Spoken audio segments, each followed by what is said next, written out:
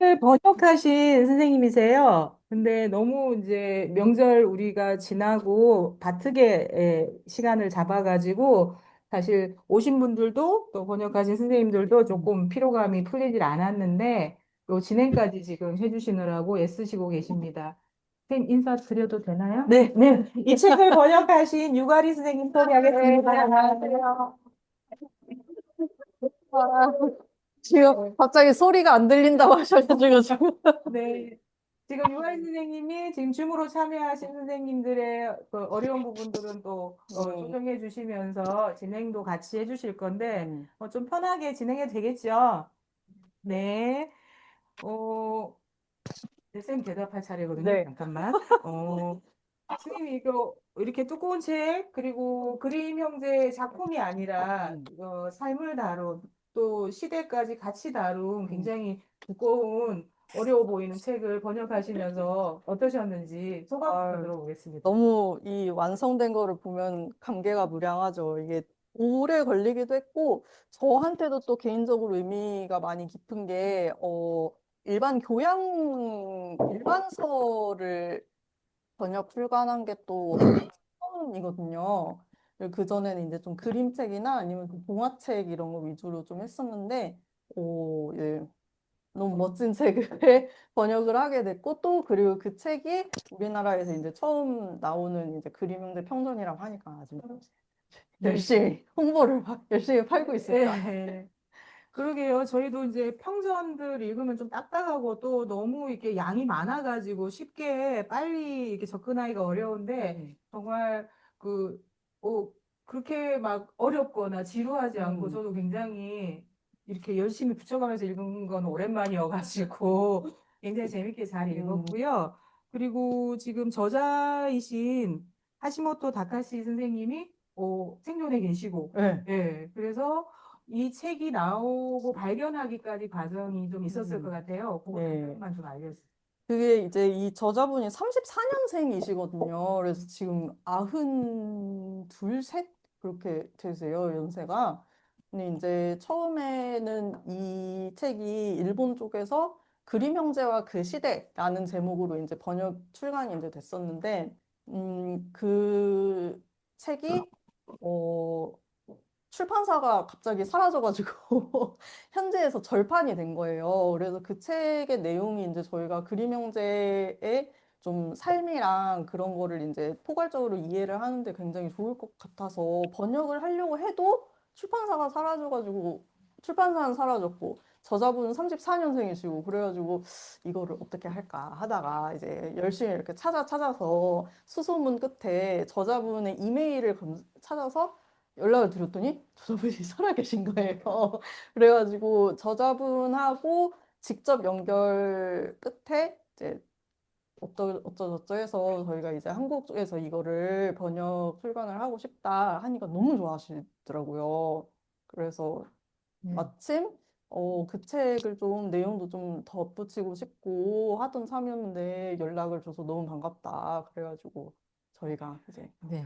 아주 굉장히 의욕적으로 네, 출판사 의욕적으로 여유당하고 또 이 책을 발견하고 또 음, 이 책을 번역하기까지 기획하신 또 여기 책방 지기님하고 또 아리쌤하고 일본을 두 번 음, 다녀오신 거죠. 네, 예, 두 번 다녀오시면서 거기서 절판된 책을 또 새로 음, 구성해서 음, 출판할 수 있는 그 부분을 또 해결하고 오셨거든요. 음. 그래서 저자님 이제 책이 완성되고 한 3년 걸렸나요? 이렇게 네, 그렇죠. 되기까지. 이렇게 나오기까지 한 4년이 걸렸나요? 아, 그러니까 제가 이렇게 어제 검색을 해봤는데 다시 저자분하고 그렇게 제가 처음 연락이 닿았던 게 2021년 11월. 음, 그래서 이제 저자분께서 개정 원고를 이제 저희한테 보내주신 게 음, 22년 5월. 음, 이었고, 네, 그래서 그 다음 23년 10월에 저희가 저자분을 처음 이제 네. 찾아뵙고, 뭐 이 내용을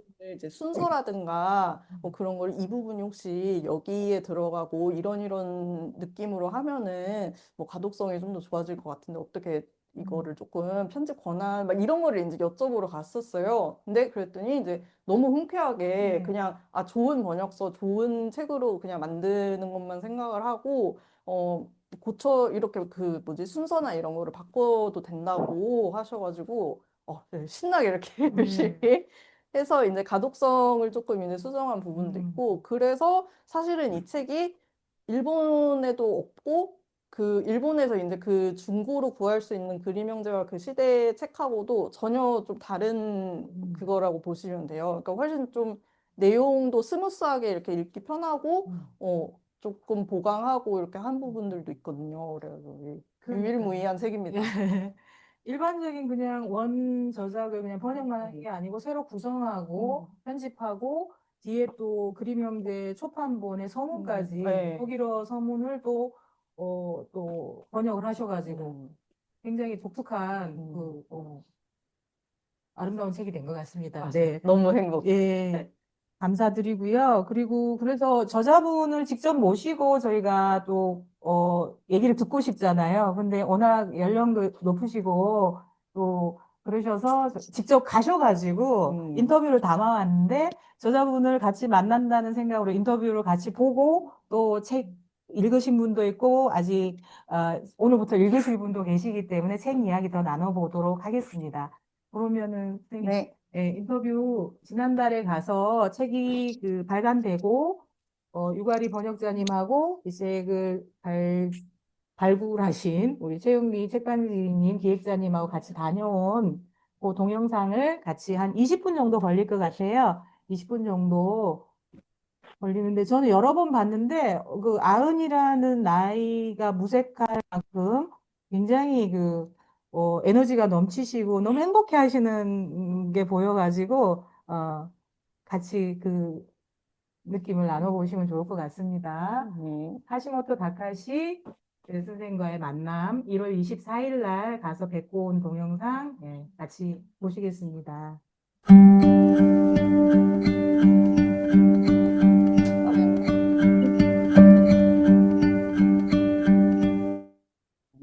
항상 보시면서 죽으로 참여하고 계신 선생님들 가운데서 옛날 이야기 민담 연구하시고 공부하시는 선생님들도 많이 계시는 걸로 알고 있는데요. 궁금하신 거 있으면 채팅창에 올려주시면은 저희가 유가리 쌤하고 같이 답을 하도록 하겠습니다.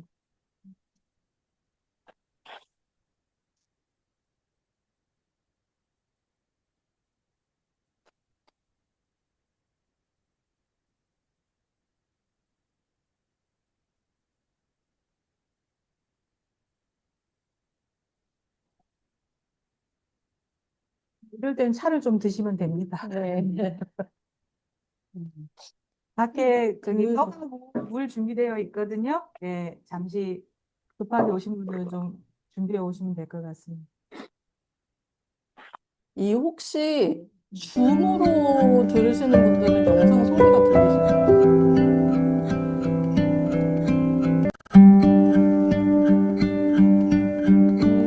줌은 들리시고, 현장에서 좀 안 들리고요. 잠시만요. 그러면은,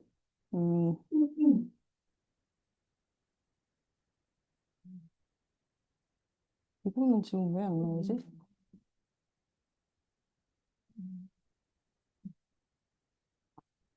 됐습니다. 됐습니다.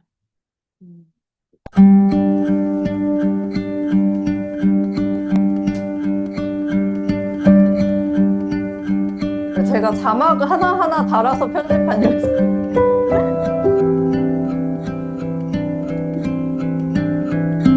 これはね、面白い本がある。ちょっとお見せしますね。持ってきますよ。 자꾸 가지고 이제 자꾸 お見せしますとね。 계속 보여줘야 こ 되는 の本ですね。 NHK の人が書いた本があるんです。 계속 여기 재밌는 책이 있고 재밌는 자료가 있고 わあ、本当に。ここに、手に撮った写真とか、いろいろ。新しいとこですね。はい。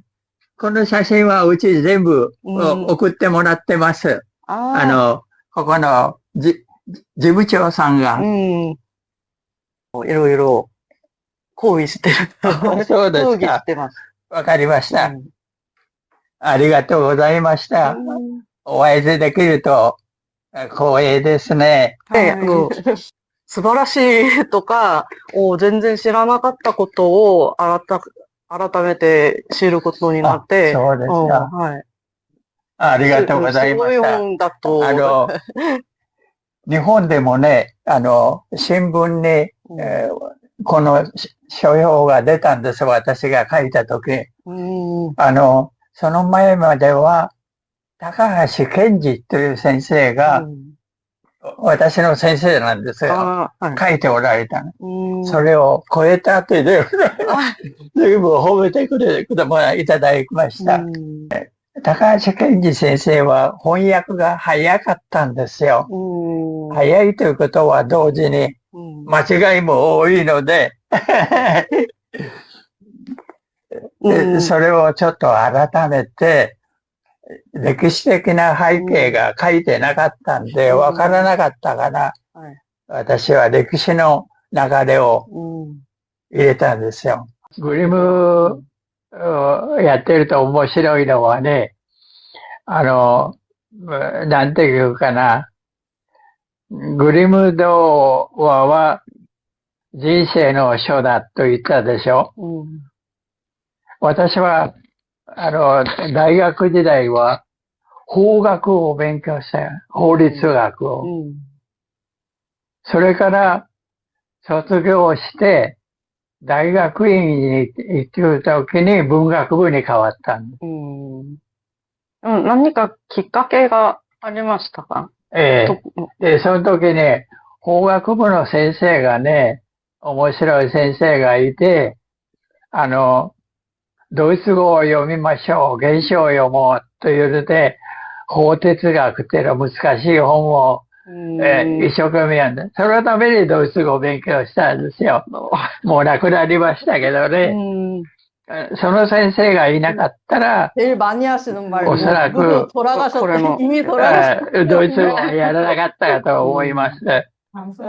それで一生懸命勉強をして、それじゃもっと勉強するには、ドイツ文学の大学に行こうと言って、行ったら、たまたま入って、やってるうちに、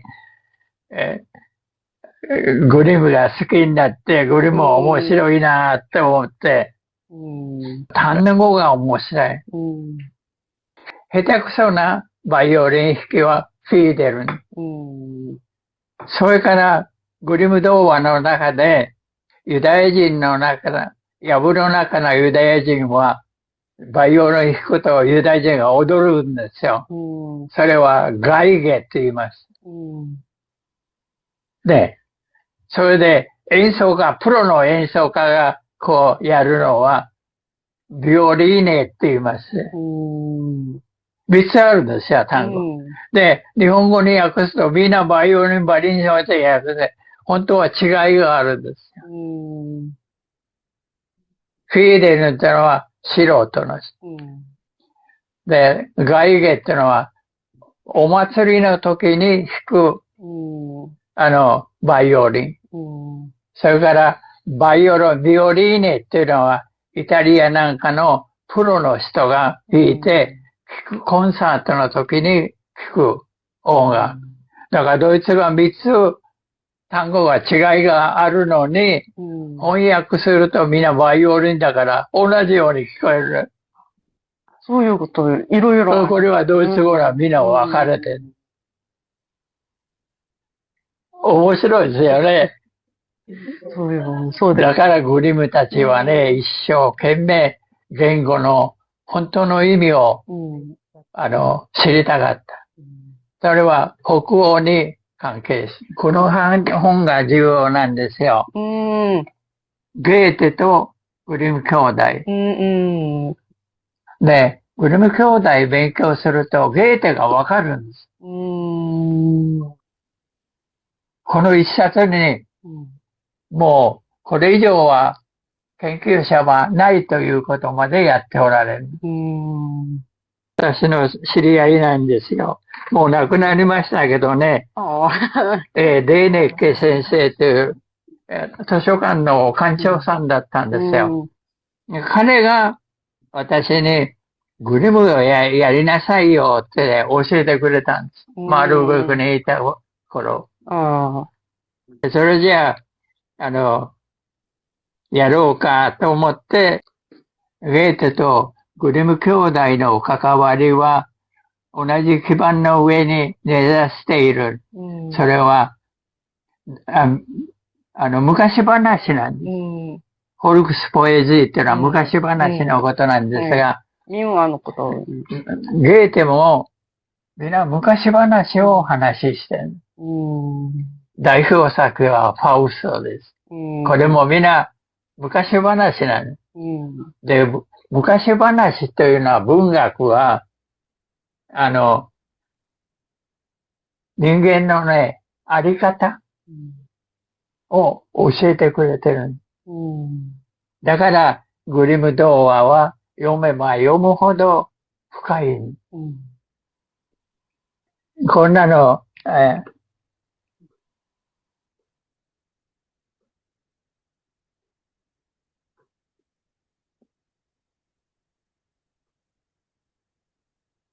이 뒤에 뜬금없는 한글 책은 こういう論文があるん 금난태 ですよ。 선생님 책인데 포에지 금난태 선생님하고 이메렉트. 네 뭔가 친분이 있으시대요. 그래가지고 근데 한국어를 읽을 수 없으니까 저한테 가지고 오셔가지고 이거 제목이 뭐냐고.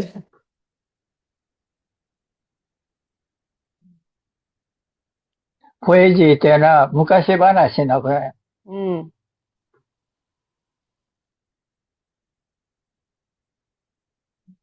で、法は、本当は、日本語は法は良くないので、法理と訳すべきで、正しいということですよ。法理の中の昔話。法の中にはね、昔話があるって。で、ドイツには、鏡になってるんですよ。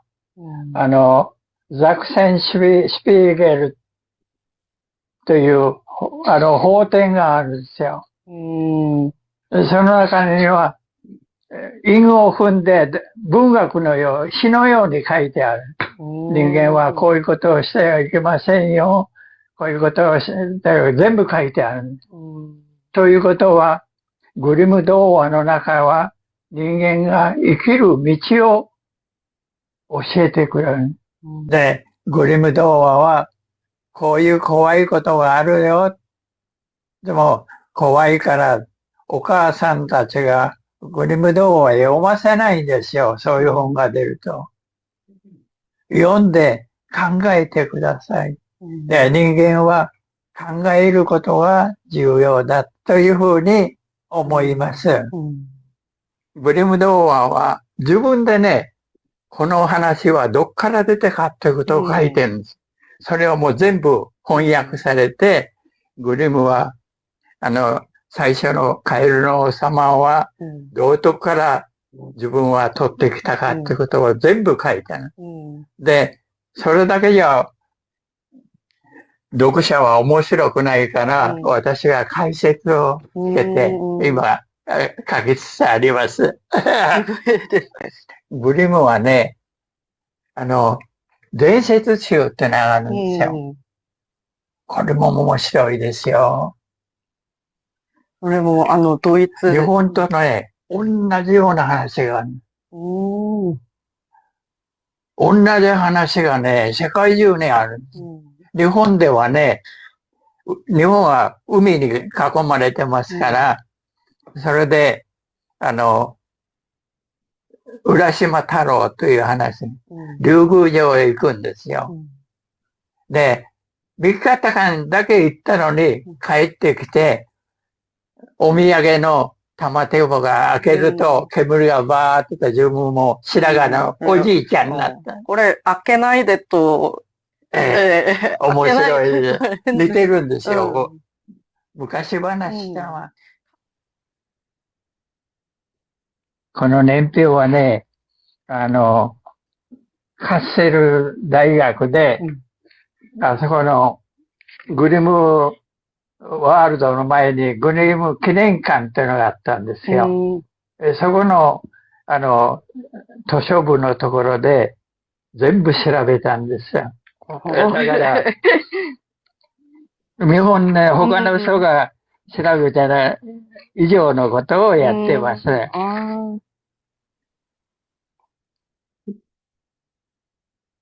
본문 72페이지. 제가 직접 私の本には地図を入れなかったから、よくね、これ入れてもらうとありがたいですよ。ドイツはね、昔は小さな国に分かれてましたから、グルメの時は、すごい州がいっぱいあったんですよ。それを見せたくて、そうなんですよ。やっぱり地図とか、イメージの方で書いてるところが、読者たちも、こんなに分けていた、こんなに分けていたのと、だから、グリムは、ドイツは統一した方がいいって言われる。だから、今のようになるまでに、グリムが死んでから何年なんですか？もう200年以上がバラバラだった。やっとドイツが一つになった。バラバラだった。第二次世界大戦の時は二つになる。韓国の歴史と似てるでしょ？はい。まあ、韓国の場合は今もって、北朝鮮と韓国と分かれていけないでしょうね。で、親戚の人は向こうにいらっしゃると思うんですよ。身内の人がね。なかなか会う機会もないじゃないですか。悲しいことです。私は、一日本人の一人として、韓国に日本は第二次世界大戦の時に大変な、ひどいことをやったんですよ。でそれはね、私はグリムを読んでも、グリムが、フランスのナポレオンに征服されて、明日から全部フランス語だ。同じように日本語喋れって言ったでしょ。で、そのために日本語をやらない人が爪を焼かれたんですよ。大統領、その当時の韓国の大統領が。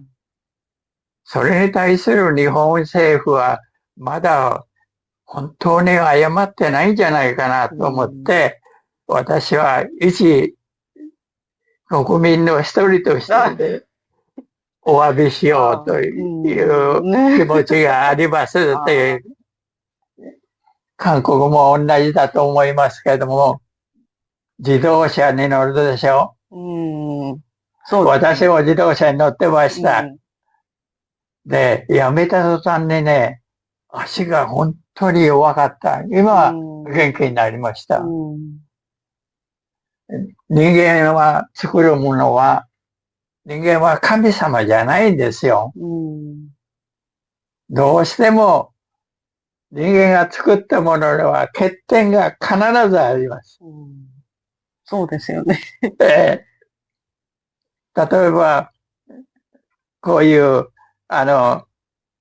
携帯電話でも便利ですよ。SNS に悪口書いて、人を貶めることもできる。詐欺もいっぱいいます。インターネットは便利ですけども、インターネットによって詐欺が。をつけてという。そうなんですよ。だからね、どこでもいると思う。世界中に。日本だけじゃない。だから人間が作ったものは必ず、マイナスの面がある。AI もそうですよ。いいものはいいですよ。わからないものも教えてくれます。人工知能は今に人類を越してしまうとなると、人工知能が占いをするでしょ。そうしたら、悪い奴がそれを見ながら、これはひどいことをするにはもう間違いないですよ。だから私はいつも言うんですが、人間は理性的である。と同時に動物面もあるんだということを知らない。で、人間は神様ではありません。完璧なものは人間には作れないから、必ず、グリムをちゃんと書いてる。私のグリム童話は教育の書だ。どうかこの本が悪意のある人の手に入らないことを祈ってます。まあ、グリム兄弟は一番下もそうですが、プロイセンとフランスと戦争しました。ナポレオンが出てくる。それに戦争に行きました。この人もこう言うんですよ。このボーデル・シュビンクという人も、プロイセンとフランスの戦争には行くんですよ。行った時にね、帰ってからどうなるか、ドイツが勝つんですよ。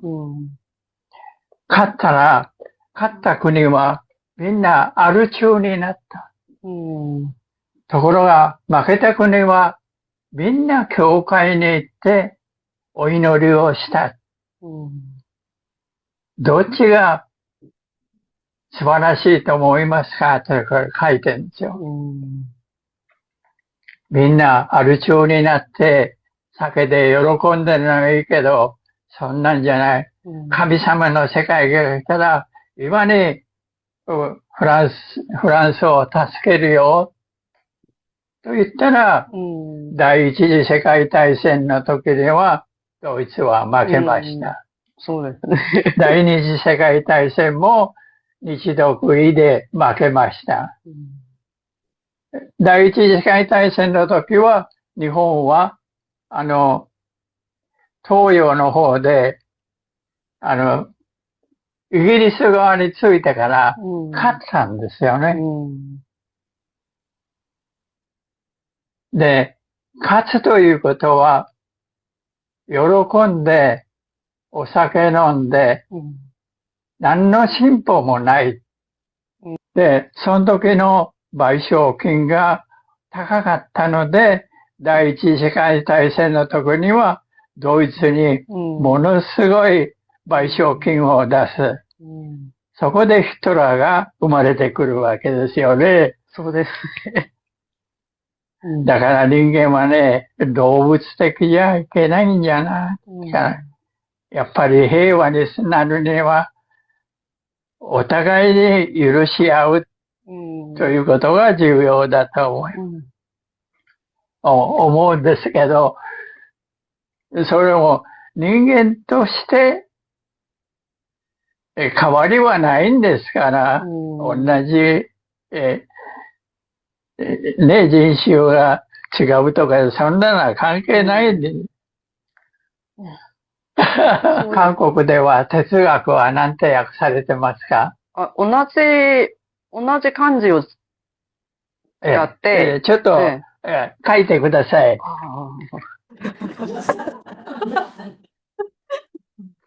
ドイツ語はフィロゾフィーと言いましたよね。で、フィロというのは愛。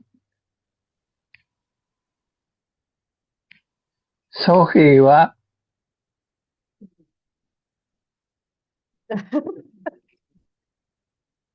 こういうふうに言わないといけないんですよ。こ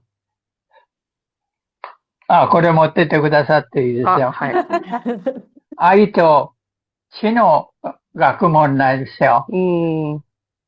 人を愛すること、それから人類を愛することが哲学なんですよ。それから知識はいろんなことを深く知りましょう。ということなんです。で、面白いはね、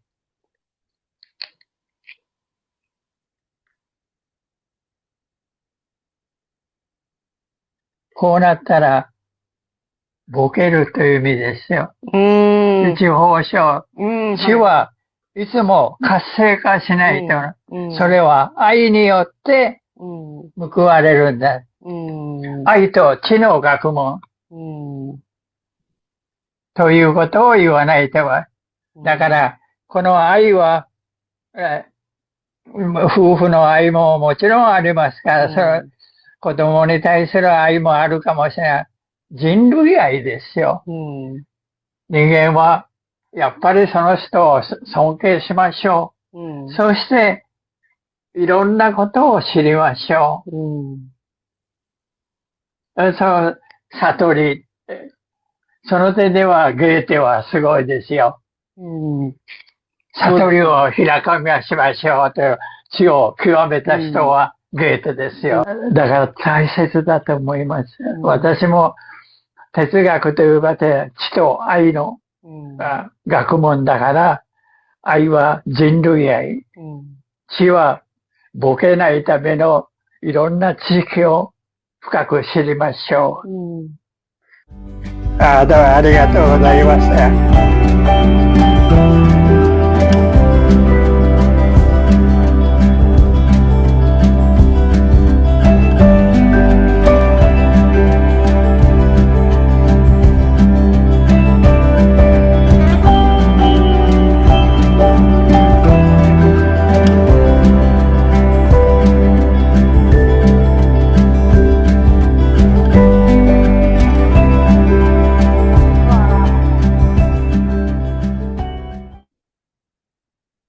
시간이 넘는 분량을 20분 정도도 편집하시느라고 되게 애써주신 우리 번역자님께 한 번 더 감사해봤어요. 네. 네. 버릴 말씀이 하나도 없어가지고 계속 메모하게 되죠. 그런 내용이 이 책에 가득 있습니다. 그래서 훑어가면서 읽었다는 분들이 많은데요. 우리 그 인터뷰하면서 또 궁금한 내용 또 같이 더 이야기 나눠보고 싶은 내용이 있으시면 줌에 계신 선생님들은 문자 채팅으로도 남겨주시고요. 이 영상을 어떻게 끄는지 모르겠습니다.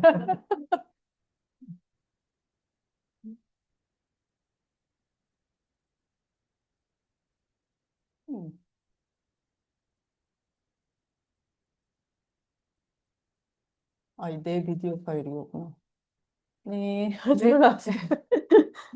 감사합니다. 네. 선생님, 이렇게 하시모토 선생님 육성으로 들으니까, 그죠? 네. 이렇게 책 내용이 그 목소리가 들리는 것처럼 생생한데, 직접 만나 뵙고 좀 어떠셨어요? 너무 정정하시고 계속 진짜 끊임없이 뭐를 하고 계세요.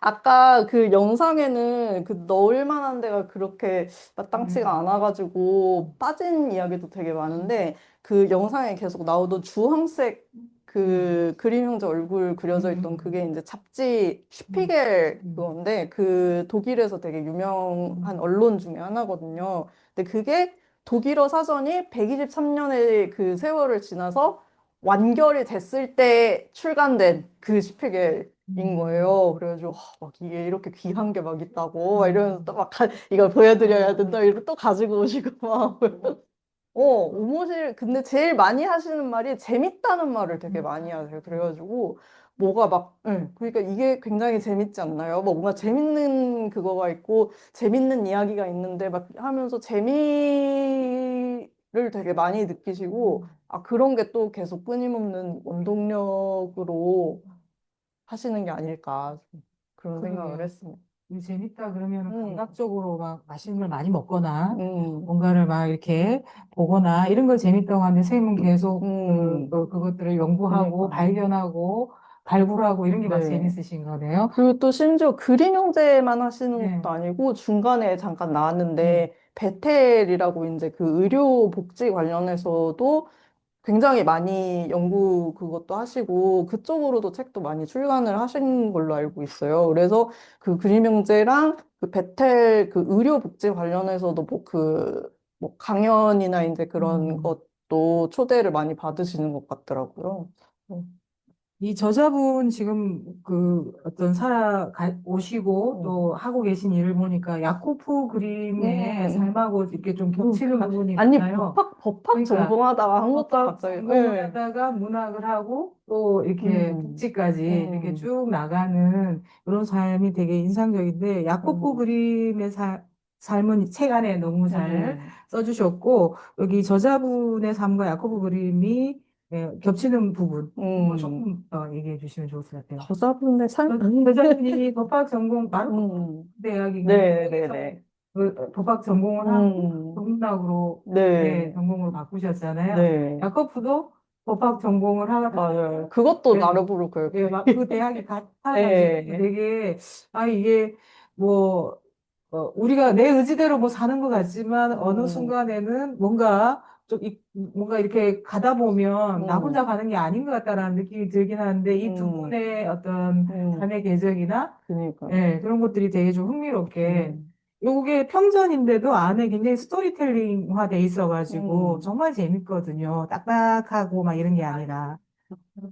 아, 그래요? 어떤 점들이 있습니까? 저만 아는 접점이 있습니다. 궁금합니다. 네. 야코프 그림은 9월 20일 20일에 밤 죽었습니다. 10시 20분에 돌아가셨습니다. 아리 씨는 9월 20일 오전 10시 20분에 태어나셨습니다. 중요한 접점입니다. 네. 그러니까 아까 그 얘기해 주셨던 그 민담이 이걸 여니까 이렇게 노인이 돼 있는 그런 것처럼 그림 형제가 문을 닫고 또 아르셈이 문을 열고 나오신 걸로 그렇게 얘기해도 물론 이제 되겠죠? 그 수백 년의 그 차이가 있긴 하지만 아무튼 그렇죠? 네. 그러니까 끝이 아니라 계속 문 닫고 들어오고 문 닫고 들어오고 이런 것들이 민담 안에서 계속 이루어지는 것처럼 우리도 지금 민담 속을 살고 있는 게 아닌가 이런 생각이 듭니다. 맞아요. 예. 쌤이 맞아요 하니까. 아니 근데 저도 이거 읽으면서 좋은데? 9월 20일 그래서 좀 가끔 그런 거 있잖아요. 그래서 이제 까먹지 않는 그런 날짜 중에 하나예요. 네네.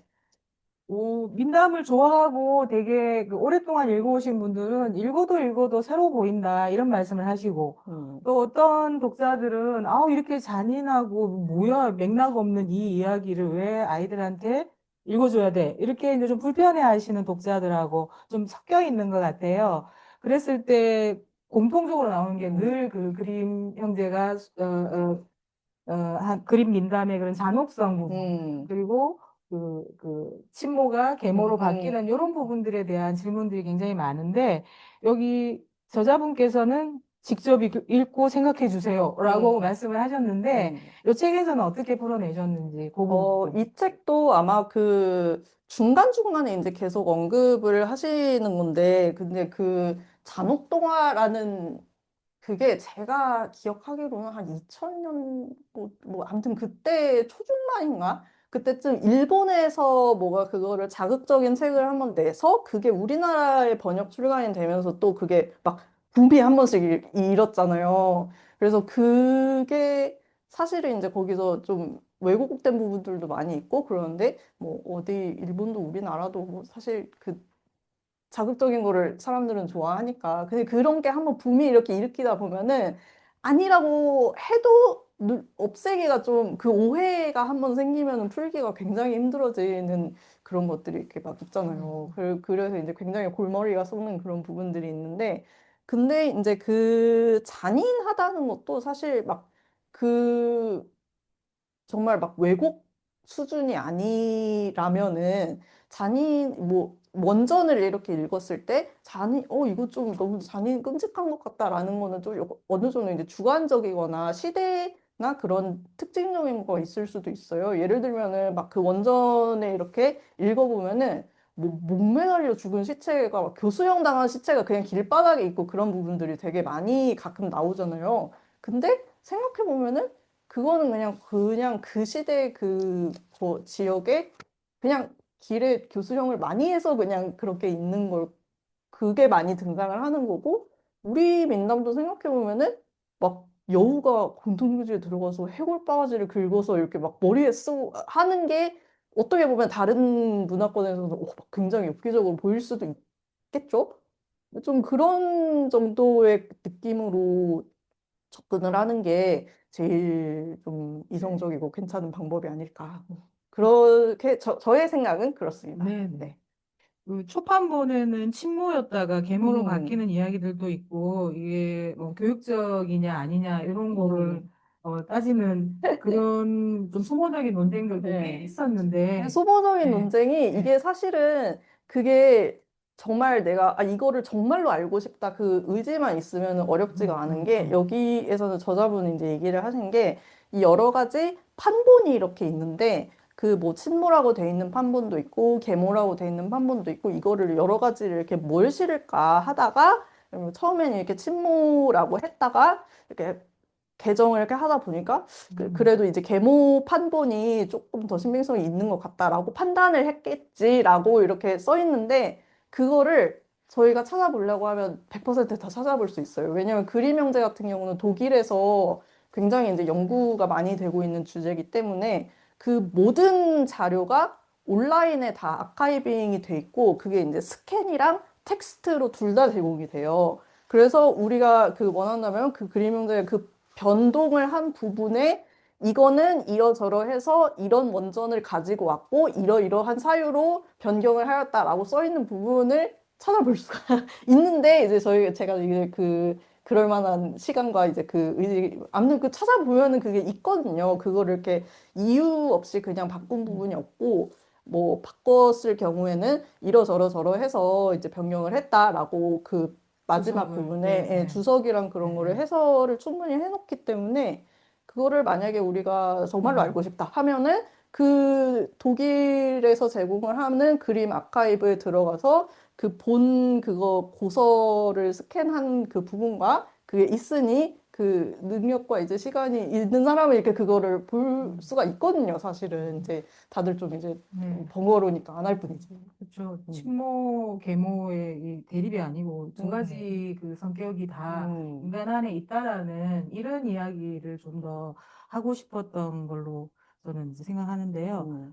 여기 초판본 서문에 보면은 당시에도 굉장히 이 부분에 대해서 논란이 많았었나 봐요. 그래서 아예 이렇게 예, 초판본에 그 그림 형제가 이 부분에 대한 그 전승문학이라는 게 이런 도덕적이나 윤리적인 이유로 이게 잘렸을 때 어떠한가가 써져 있는데 이 부분 좀 더 다시 한번 읽고 싶어가지고 누가 좀 읽어주시겠습니까? 목소리나 너무 괜찮은데 읽고 싶다 하시는 선생님?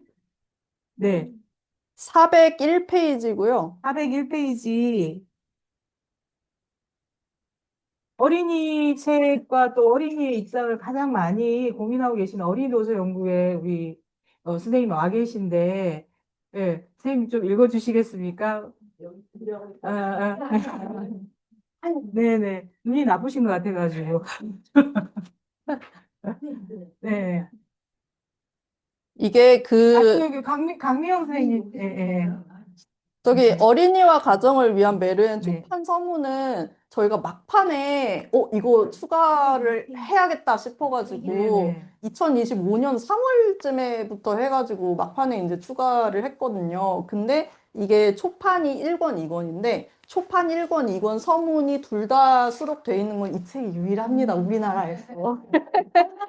근데 이거는 정말 서문 읽어보시면은 그림 형제의 모든 정수가 담겨 있고 특히 2권 같은 경우에는 이게 1권하고 2권 사이에 한 2, 3년 정도의 텀이 있었어요. 그래가지고 막 이 내용이 왜 이러냐, 내용 너무 끔찍하다 그런 거에 대한 반박이 이제 2권 서문에 조금 있는데 그 부분을 어디냐? 네네. 여기 401페이지, 그러나 마지막 챕터, 그러나부터 읽으시면, 마지막 분단. 예, 네.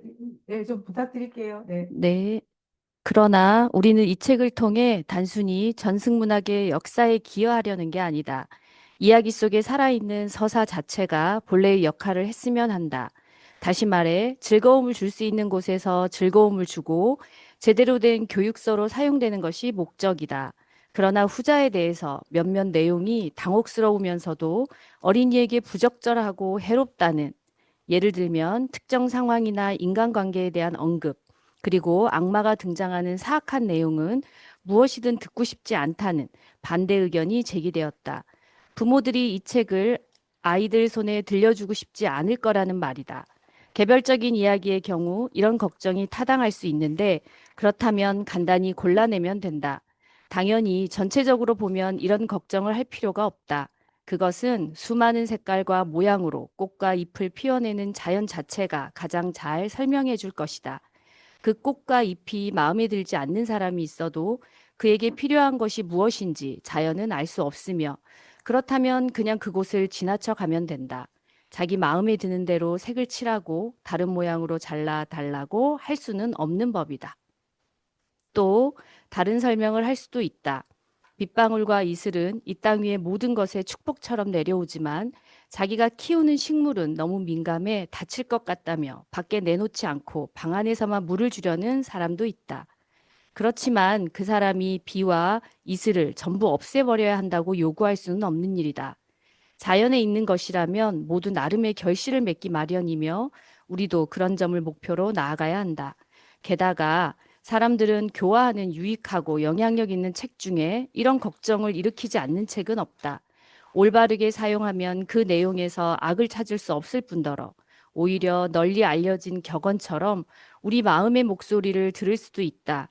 아이들은 두려움 없이 손가락으로 별을 가리키지만 세간에서는 이를 두고 천사들을 향한 모욕이라 나무라기도 하는 법이다. 네, 감사합니다.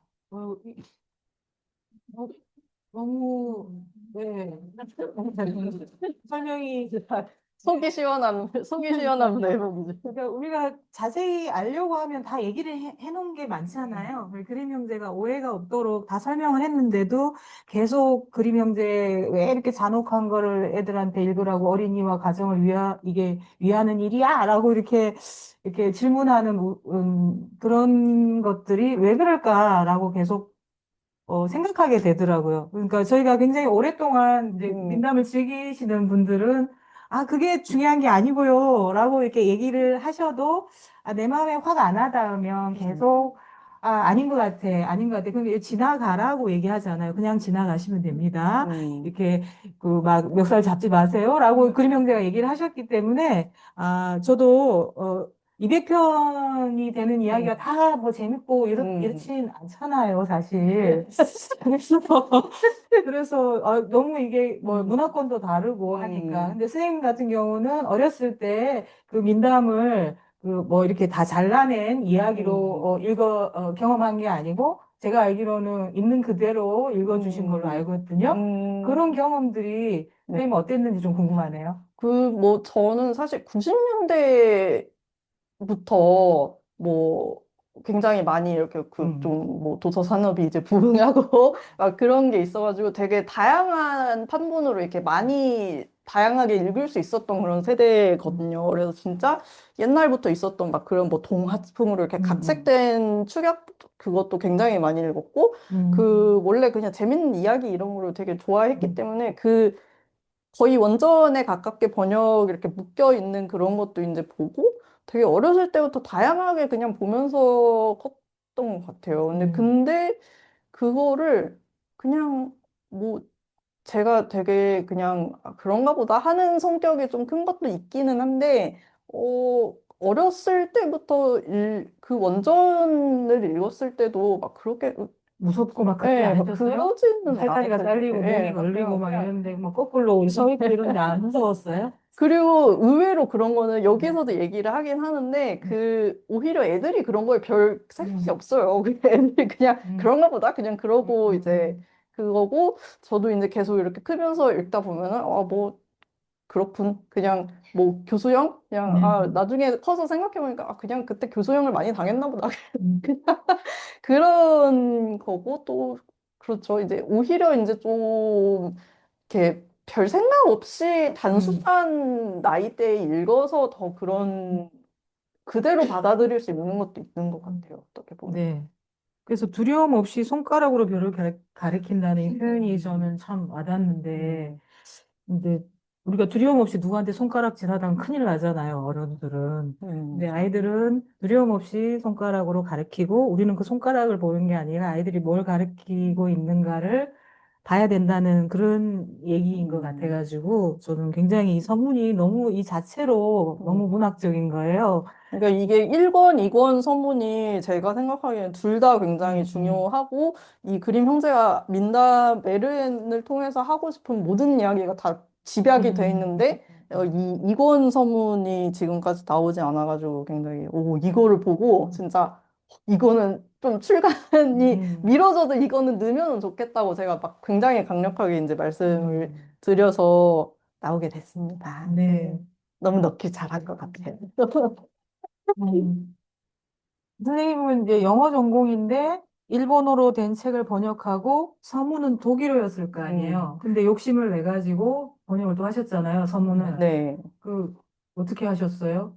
이거는 사실 시점이 조금 제가 이 본문을 번역한 거는 한 2022년에 주로 작업을 한 건데, 이거는 25년, 시간이 이제 몇 년 텀이 있었기 때문에 가능했던 일이거든요. 왜냐면 인공지능 클로드를 등장, 만났기 때문에, 이제 저는 그러니까 영어하고 일본어는 문제없이 이제 할 수 있는데, 독일어는 알아볼 수 있을까 말까 그냥 이제 못한다고 보시면 되는데, 이제 제가 주로 쓰는 이제 인공지능 툴은 이제 클로드라고 걔는 텍스트에 굉장히 특화되어 있는 친구예요. 네, 그래서 이 서문에 영어 번역본이 있어요. 출간된 거에. 제가 아마존에서 이렇게 이북으로 산 거를 이렇게 보다가 그 내용을 거기서 처음 알게 된 거거든요. 그래서 이거를 서문 내용이 너무 좋아가지고 이거를 번역을 이제 하면 좋겠는데 이거를 제가 영어를 중역을 하기보다는 독일어 원문을 어쨌든 보는 게 이제 좋으니까 그래서 독일어 원문을 이렇게 보고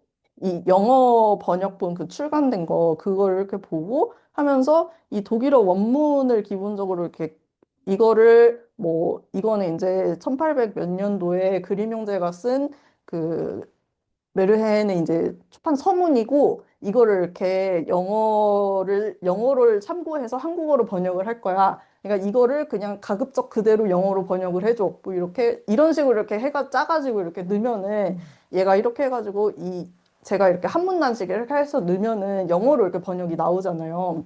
그러면은 사실 독일어랑 영어가 이제 형제 언어이기 때문에 똑같이 이제 게르만 어족이기 때문에 이 영어를 이렇게 참고해가지고 보면 어느 정도 이렇게 보이긴 하거든요. 그래서 그 중에서 뭐 이 부분의 이 표현은 이거는 정확히 뭐야 막 이런 식으로 해가지고 그거를 참고해서 그러니까 독일어와 영어를 참고해서 번역을 했다고 보시면 됩니다.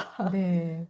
인공지능 음, 시대에 아주 인공지능의 아주 좋은 활용 음, 사례로 이렇게 뭐 번역을 인공지능이 더 잘한다. 이래서 번역가가 필요 없다. 이런 말들이 나오다가 요즘에 좀 덜 나오더라고요. 그런 음, 부분에서 번역을 하시면서 여전히 인공지능 시대에도 이런 언어나 번역가의 자리, 그리고 독서, 책을 읽고 다양하게 언어를 이렇게 우리가 경험하는 것이 중요하다고 느끼셨다고 제가 들었는데, 선생님 그 얘기도 좀 그렇죠. 해주시고. 그러니까 인공지능이 지금 이제 처음에 뭐든지 이제 처음 나왔을 때는 와, 이게 대박이다 이렇게 하는 게 있다가 한 몇 년쯤 지나면은 이거는 어느 정도의 레벨인 것 같다. 우리가 생각했던 것만큼은 아닌 것 같은데 대신 이런 거에선 좀 좋은 것 같아. 하는 지금이 그 단계잖아요. 근데 거기서 이제 좀 공통적으로 나오는 말들이 기존에 베이스가 이렇게 어떤 필드든지 간에 실력이 좀 있는 사람들이 활용을 잘 하면은 엄청난 효율을 낼 수가 있는데 예를 들면 이제 저 같은 경우도 독일어는 하나도 못했지만 기존에 가지고 있는 이제 영어랑 일본어랑 이제 뭐 한국어 베이스를 통해서 기존에 접근할 수 없었던 것들도 할 수 있게 됐잖아요. 그게 엄청나게 넓어졌거든요. 그래서 뭐 기존에는 뭐 어떤 언어인지도 몰랐던 그런 거를 이게 무슨 문서인지 좀 알려달라고 하면은 얘가 이거는 16세기 저지 독일어 방언으로 쓰여진 막 이런 거를 막 알려주니까 그게 너무 감격스러운 거예요. 이게 기존에 이제 못했던 부분이 많이 넓어지니까 근데 이제 그거를 어쨌든 간에 베이스가 되는 어떤 능력, 내가 이거를 보고 이게 맞는지 아닌지 판단을 하고 얘가 만약에 진짜 독일어를 영어로 이렇게 번역을 해줬는데 제가 그걸 100% 그냥 다 쓰지는 않거든요. 왜냐면 얘가 잘못 해석을 했을 수도 있고 또 언어가 진짜 아다르고 어다른 그런 것들이 있기 때문에 여기서 뭐 돌이라고 쓴 거는 정확히 무슨 그거냐 뭐 특별한 뭐 현지에서 쓰는 그 왜 번역이 가끔 안 되는 것들도 있는 것처럼 뭐 독일어 현지에서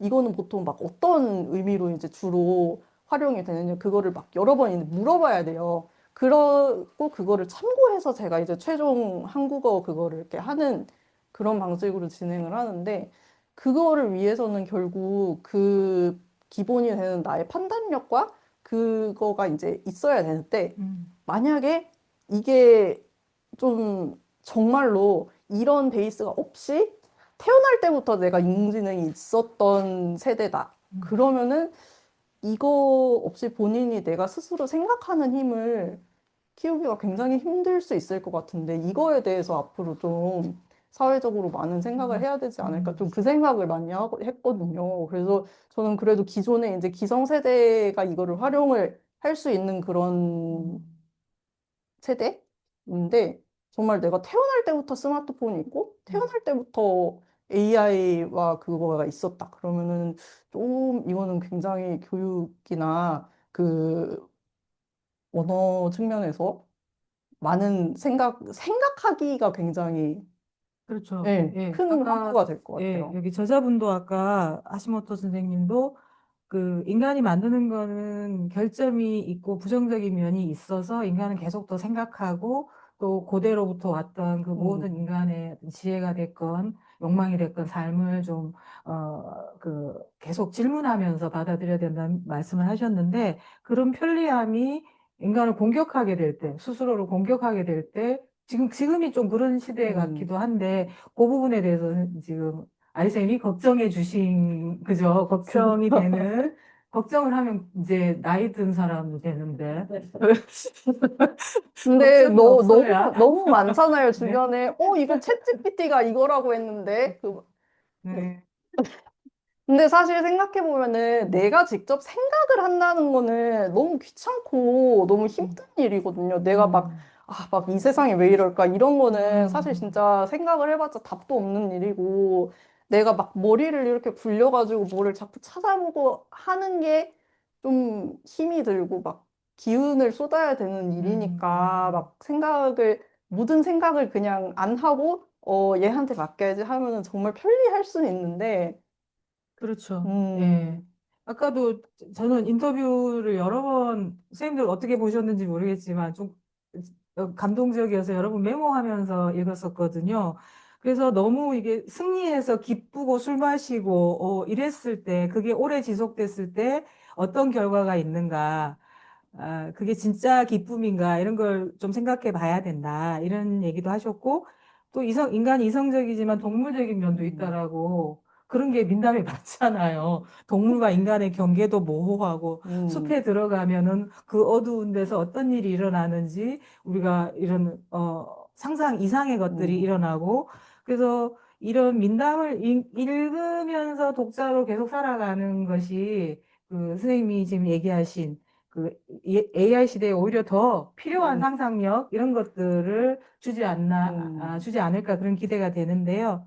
아, 안 힘드십니까? 저만 힘듭니까? 네, 저희가 1시간 동안 좀 진행했는데 쭉 하려고 했는데 한 5분만 쉴까요? 네. 네. 네. 근데 또 직접 아니 제가 얘기할게요. 제가 그 직접 가서 여러 가지를 보고 이제 경험하는 것도 중요하다고 생각을 한 게 저는 독일에 이제 그 여행을 갔었어요 이번에. 그래서 이제 직접 이제 그림 형제 여기에 이제 제가 직접 찍은 사진들도 많이 들어가 있답니다. 이제 그 여행을 하면서 이렇게 사진 그 그림 형제 관련된 것도 굉장히 많이 보고 할 수가 있었는데. 진짜 새로 느끼게 된 게 숲의 개념이었어요. 맞아요, 맞아요. 우리는 숲은 반드시 산에 있잖아요. 근데 얘는 산이 없는 거예요. 아니, 그래가지고 이 독일에서 생각하는 숲이라는 개념은 여기는 정말 평지에 끝도 없이 나무가 있는데 평지라는 거는 방향을 잡기도 힘들고, 네, 그래가지고 이게 그 공포가 다른 공포구나. 근데 그거를 약간 어느 정도 봐야 알 수 있는 그런 게 정말로 산이 없는 거예요. 그래서, 이렇게 산이 없을 수가. 그렇죠. 나무가 무슨 햇볕이 안 들어가게 음, 촉촉하게 그래서 아예 껌껌한 음. 해가 떠 있는데도 껌껌한 그런 자연 조건에서 그 이야기들이 탄생했구나를 좀 느낄 수 있었어요. 맞아요. 그래서 어 그래도 5분만 쉬시죠? 네. 네, 5분만 쉬고 네. 12시 한 5분에 다시 시작하도록 하겠습니다. 네. 네. 네. 2부에서는 우리 저기 번역자님 얘기 듣고 직접 또 질문하시고 싶은 내용도 있으실 것 같아요. 그래서 좀 편하게 질문하시고 또 오랫동안 알모 책방에서 민담을 읽은 또 같은 친구들이 많이 오셨는데 또 하시고 싶은 말도 있으실 것 같고 그래서 조금 속도를 내 보겠습니다. 어, 그 그림 형제는 문법학자, 도고 동문학의 근대문학의 창시자라고 네. 할 만큼 독일어 어원과 그 풍습과 그거를 집대성한 그 공적이 굉장히 높은 분들이고 지금 유로화 이전에는 그 네, 집회에 마르크. 마르크화 때는 그 집회에 세종대왕님처럼 이렇게 얼굴이 이렇게 쓰기도 하고 그랬다고 들었거든요. 아니, 그래서 거의 세종대왕급이라고 보시면 돼요, 진짜로.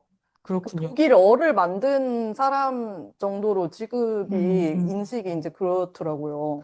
문법 학자로서 그러면 이 그림 형제의 삶에 대해서 선생님이 책에 있는 내용을 중심으로 조금 알려주신 분.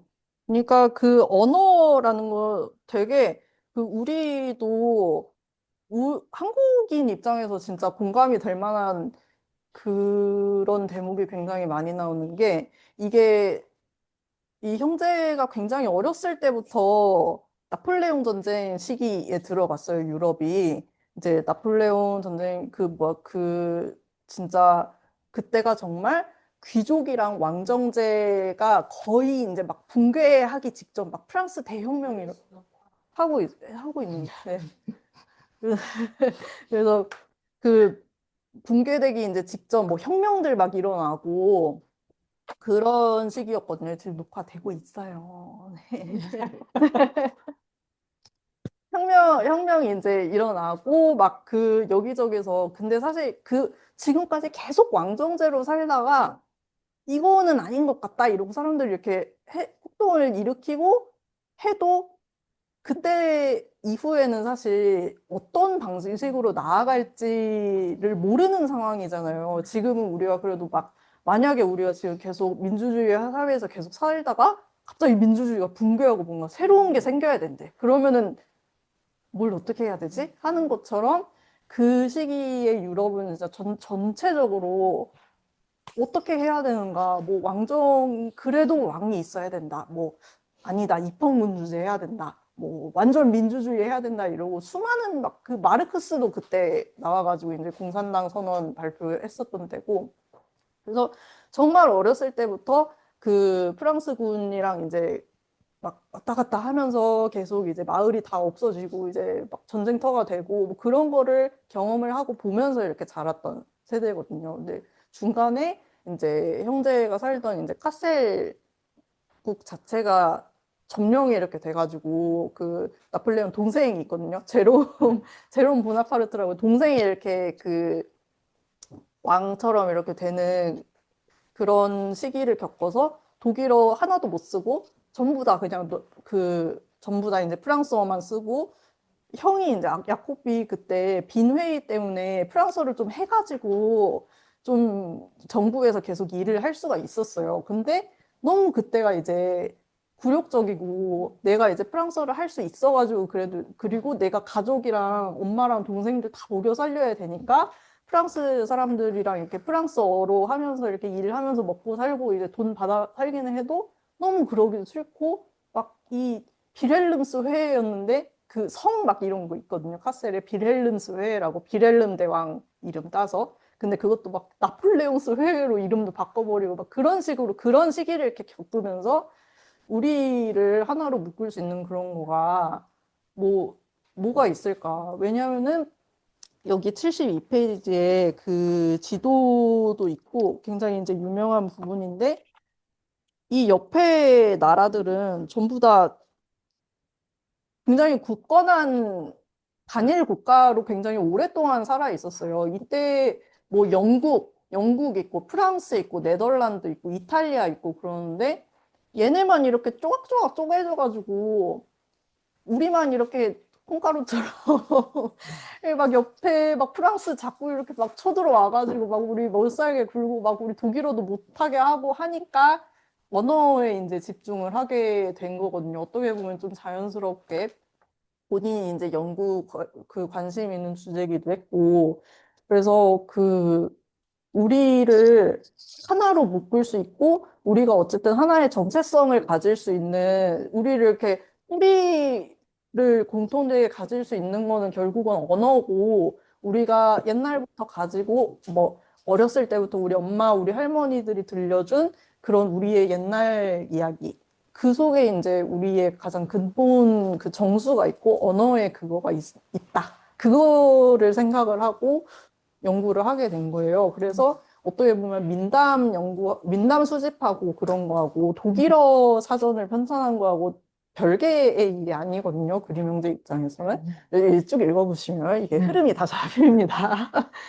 그래서 그런 대목이 너무 뭔가 왠지 막 한국인으로서 어떻게 막 공감을 안 할 수가 없는 그런 대목들이 되게 많이 나오거든요. 그래서 마지막에 결국 사전을 123년이나 걸려가지고 완성이 한 부분에서 너무 감동적이었어요. 거기서 이제 그 사전이 123년 동안 이 형제 다 죽은 다음에 뭐 전쟁 1차 대전 터지고 2차 대전 터지고 막 그렇게 이후 동서독 분열된 상태에서 완성이 됐거든요. 동서독이 분열이 됐어도 이 학문적인 교류는 이제 계속 해가지고 어디였지?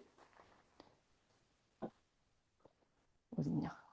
네, 아무튼 제가 지금 페이지가 지금 기억이 안 나는데 거기서 이제 완성이 딱 됐을 때 마지막 교열 원고 방금 입고된 가우데아무스 하고 그게 옛날 이 중간에 나와요. 기뻐하자라는 뜻이거든요.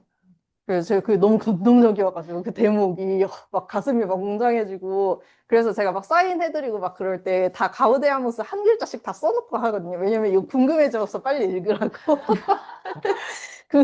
제가 이거 무슨 뜻인지 읽으시면 네. 안다고 제가 너무 감동적이었던 대목에서 나오는 말이에요. 이러면서 항상 사인을 해드리곤 합니다. 네. 번역하신 분이 힘들다고 안 하고 막 기뻐하시는 어. 모습을 보니까 아니 근데 우리도 가우대하면서 합니다. 아니 근데 이 책을 보시면은 진짜 네. 그림 형제를 좋아할 수밖에 없어요. 왜냐면 음. 막 너무 초인적인 그런 음. 행적들이 많이 있고 진짜 똑심 있게 그거를 본인이 생각하는 꿈과 그거를 위해서 정말 평생 동안 연구를 하고 했던 게 그렇죠. 감동적일 수밖에 없는 그러니까 그런. 사서로서 생계를 꾸리고 또 문법학자로서 대기로 사전을 체계화해서 편찬하고 또 한때는 또 외교관으로 긴 회의에 참석해서 그 지지부진한 회의를 보고 분열을 느끼고 막 이런 것들이 보이는데 그 하노버 왕국의 그 왕이 그 영국에서 파견된 그 왕이라기보다는 파견된 그 귀족이 왕족이 그 헌법을 무시하고 시민의 어떤 그 권리를 제한하려고 할 때 괴팅겐 칠교수 사건이 일어났잖아요. 이 부분을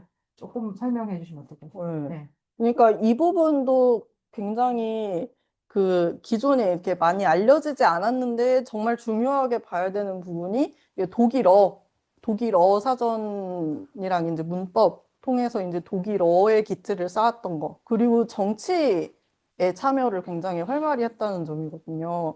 그래서 이 독일 저자분도 이제 서문에서부터 계속 강조를 하고 있는 부분이긴 한데 독일 민주주의의 시발점에서부터 그림 형제가 꾸준히 있었다. 그러니까 독일의 민주주의 처음 이제 국민의회 열린 데도 이제 야콥 그림이 참여를 했었고 그리고 그 훨씬 전에 그 시발점이 됐던 막 사람들이 이렇게 시민 운동을 일으키고 하기 시작한 그게 이제 괴팅겐 7교수 사건이라고 그 잘못된 왕이 이제 막 헌법 막 자기 멋대로 무시하고 한 거에 대해서 아니 아무리 왕이라도 그렇게 사람들이 다 같이 만든 헌법을 그렇게 멋대로 무시할 수는 없다. 이러고 성명서를 낸 교수들이 있었어요. 그 괴팅겐 대학에서.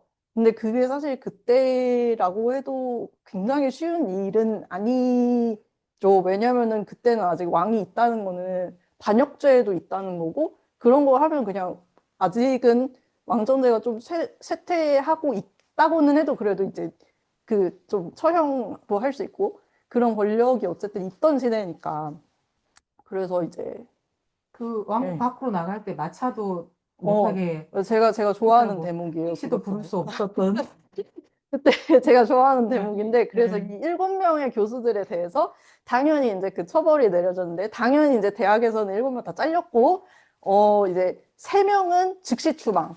너희는 이제 그, 뭐지? 즉시 뭐 며칠 이내로 이렇게 나가라. 그러고 4명에 대해서는 너네는 남아 있을 수는 있는데, 알아서 그냥 사실상 그냥 좀 뭐 일도 못하고 막 그런 그거죠. 근데 웬만하면 이제 라는 이제 무언의 이제 그거니까 이제 3명의 즉시 추방된 교수들이 이제 나갈 때 학생들이 이 교수들을 그걸 지지하는 학생들이랑 막 있잖아요. 응원하는 사람들이. 근데 걔네가 그 환송도 못하게 거기에 있는 모든 사람들한테 야, 너 마차, 말 빌려주지 마. 아무도 빌려주지 마. 이런 식으로 해서 학생들이 진짜 밤새도록 이렇게 국경마을로 걸어가가지고, 예, 거기서 이렇게 교수님들 오나 이러고 기다리고 있다가 교수들이 이렇게 마차 타고 오니까 막 학생들이 이렇게 막 신나가지고 그 말 고삐 다 풀어버리고 자기들이 마차 끌고 막 가는 장면이 있거든요. 그 부분 되게 좋아해요. 네. 그러니까 네. 음. 네, 그 3명 중에 한 명이 야코프 그림이고, 즉시 추방된 사람 중에 한 명이었어요. 그러니까 비렐름 그림은 그 잘려도 음. 된다고 했던 그림. 그래서 음. 형제가 서로 헤어지게 되는 그런 게팅겐 실교수 사건이었고, 음. 요 뒤에 계신 분하고도 좀 인연이 네. 있다고. 그래서 이 네. 빈터 그라스 작가가 그 괴팅겐 네. 그 괴팅겐 지븐이라고 그러거든요. 독일어로 괴팅겐 7, 괴팅겐 세븐이라는 뜻인데 이제 괴팅겐의 7, 뭐 교수는 이제 붙이는 거고. 그래서 그분이 괴팅겐 지븐 조각상도 만들어가지고 거의 마지막에 쓴 책 중에 하나가 그림 네. 그림 형제 사전이라는 책도 이렇게 냈는데 이건 네. 제가 잘 모르겠지만 네. 어쨌든 그림 형제 그 퀸터그라스도 뭐 그림 형제 관련해가지고 뭐 조각 굉장히 네. 많은 네. 지금 현대의 사람들도 계속 이렇게 막 우리도 지금 계속 세종대왕 조각 만들고 뭐 중요한 거 있으면 세종 이름 붙이고 그러는 것처럼 뭐 중요한 것들에서 계속 환기가 되고 있고 지금도 독일에서 계속 살아가는 그런 그러니까는요. 그러니까 어떤 연구만 하고 대학에만 있는 게 아니라 정치 참여도 활발했다는 게 저는 굉장히 실천적인 어떤 그런 지식인으로서 그런 어떤 표상처럼 보여가지고 굉장히 저도 새로운 그런 발견이었고 그 현대에 온 작가가 그들을 기리는 조각품을 만들어서 거기에 또 G7 는 개칭기 저는 G7 책에도 이제 사진이 있는데 G7. 예. 그렇게 대학에 기증도 하고 이런 것들이 되게 좀 그거를 잊어버리지 않고 기억하기 위한 여러 노력들을 이 사람들은 굉장히 꾸준하게 하고 있구나 그런 생각이 좀 들었어요. 그래서 좀 뭉클하기도 했는데 야코프 그림은 결혼하지 않고 평생을 독신으로 살면서 가족을 돌봤잖아요. 그 부분도 좀 가족애가 좀 상당한 것 같던데 그 부분 좀 얘기 좀 해주시면. 그러니까 뭔가 또 읽으면서 뭔가 이때 사람들이 전부 다 결혼을 하고 산 건 아닌 것 같다? 한 게 그 형제들 중에서도 결혼을 물론 한 명은 이제 동성애자라서 이제 안 한 형제가 있기는 한데 그거 저 말고도 그냥 또 독신으로 지낸 사람 형제도 있고, 야코프도 결혼을 이제 안 하고 동생이랑 이제 계속 같이 살고 했는데 이제 동생 비렐름은 이제 결혼을 했죠. 근데 되게 늦게 했어요. 이 사람도 만혼 거의 40살? 39. 네, 39에 결혼을 했으니까 되게 늦지막이 결혼을 한 거죠. 네. 그런데 이제 뭐 결혼 뭐 가족을 이루지 않는 뭐 이런 거에 대해서 누군가 질문을 했을 때 전혀 그때 그게 여기 있는데 기억이 안 나네. 그래서 되게 근데 뭔가 감동적인. 너무 제가 이렇게 생각하기에는 결혼 가정을 꾸리기에는 너무 할 일이 너무 많았어. 너무 하고 싶은 게 많고 너무 이제 그렇죠. 그냥 중간에 이제 그런 인용문이 있거든요. 자기는 인생 한 번으로는 부족한 것 같다. 그리고 실제로 90몇 살에 이제 진짜 죽기 며칠 전까지도 진짜 계속 이거 계속 뭔가 연구하고 쓰고 그러고 있고 그래서 그냥 할 일이 너무 많아서 하는 게 그렇죠. 아닐까. 살아 생전에 사실은 독일어 사전을 완성하진 않고 후대에 완성한 거잖아요. 4권까지인가 나왔나? 아니요, 거의 3권이었나? F까지. 네, F까지 했고 중간에 사전이 뭐 조금 잘못됐을 때 다시 처음부터 작업을 아예 중간에 하면은 그냥 뒤에 사람이 알아서 하겠지 이게 아니고 아예 그냥 이게 기준이 돼버린다라는 거죠. 그래서 그거를 업고 다시 한 그 부분 되게 저는 그러니까요. 네, 되게 특이하던데. 완벽주의적인 성격도 있던 것 같고 하고 싶은 것도 많고 막 학구열도 많고 그리고 또 개정해야겠다 하면은 그냥 다 뒤집어 엎고 다시 하고 그래가지고 생전에 남긴 책도 많은데 그 책을 계속 개정하고 계속 계속 새로 쓰고 그냥 보면은 이게 인간인가 하는 감상이 이렇게 그게 인간인 네, 아니 좀 초인적인 그게 그렇죠. 있어요. 맞아요. 그래서 이 독일어 사전에 그 구간을 그 루터에서 괴테까지 이렇게 정하고 독일어 사전 편찬 작업을 했는데 그렇게 정한 뭐랄까 기준이나 까닭이 있을까요? 네. 그 부분도 되게 감동적인 부분인데 이게 272페이지에 나오거든요. 그러니까 처음에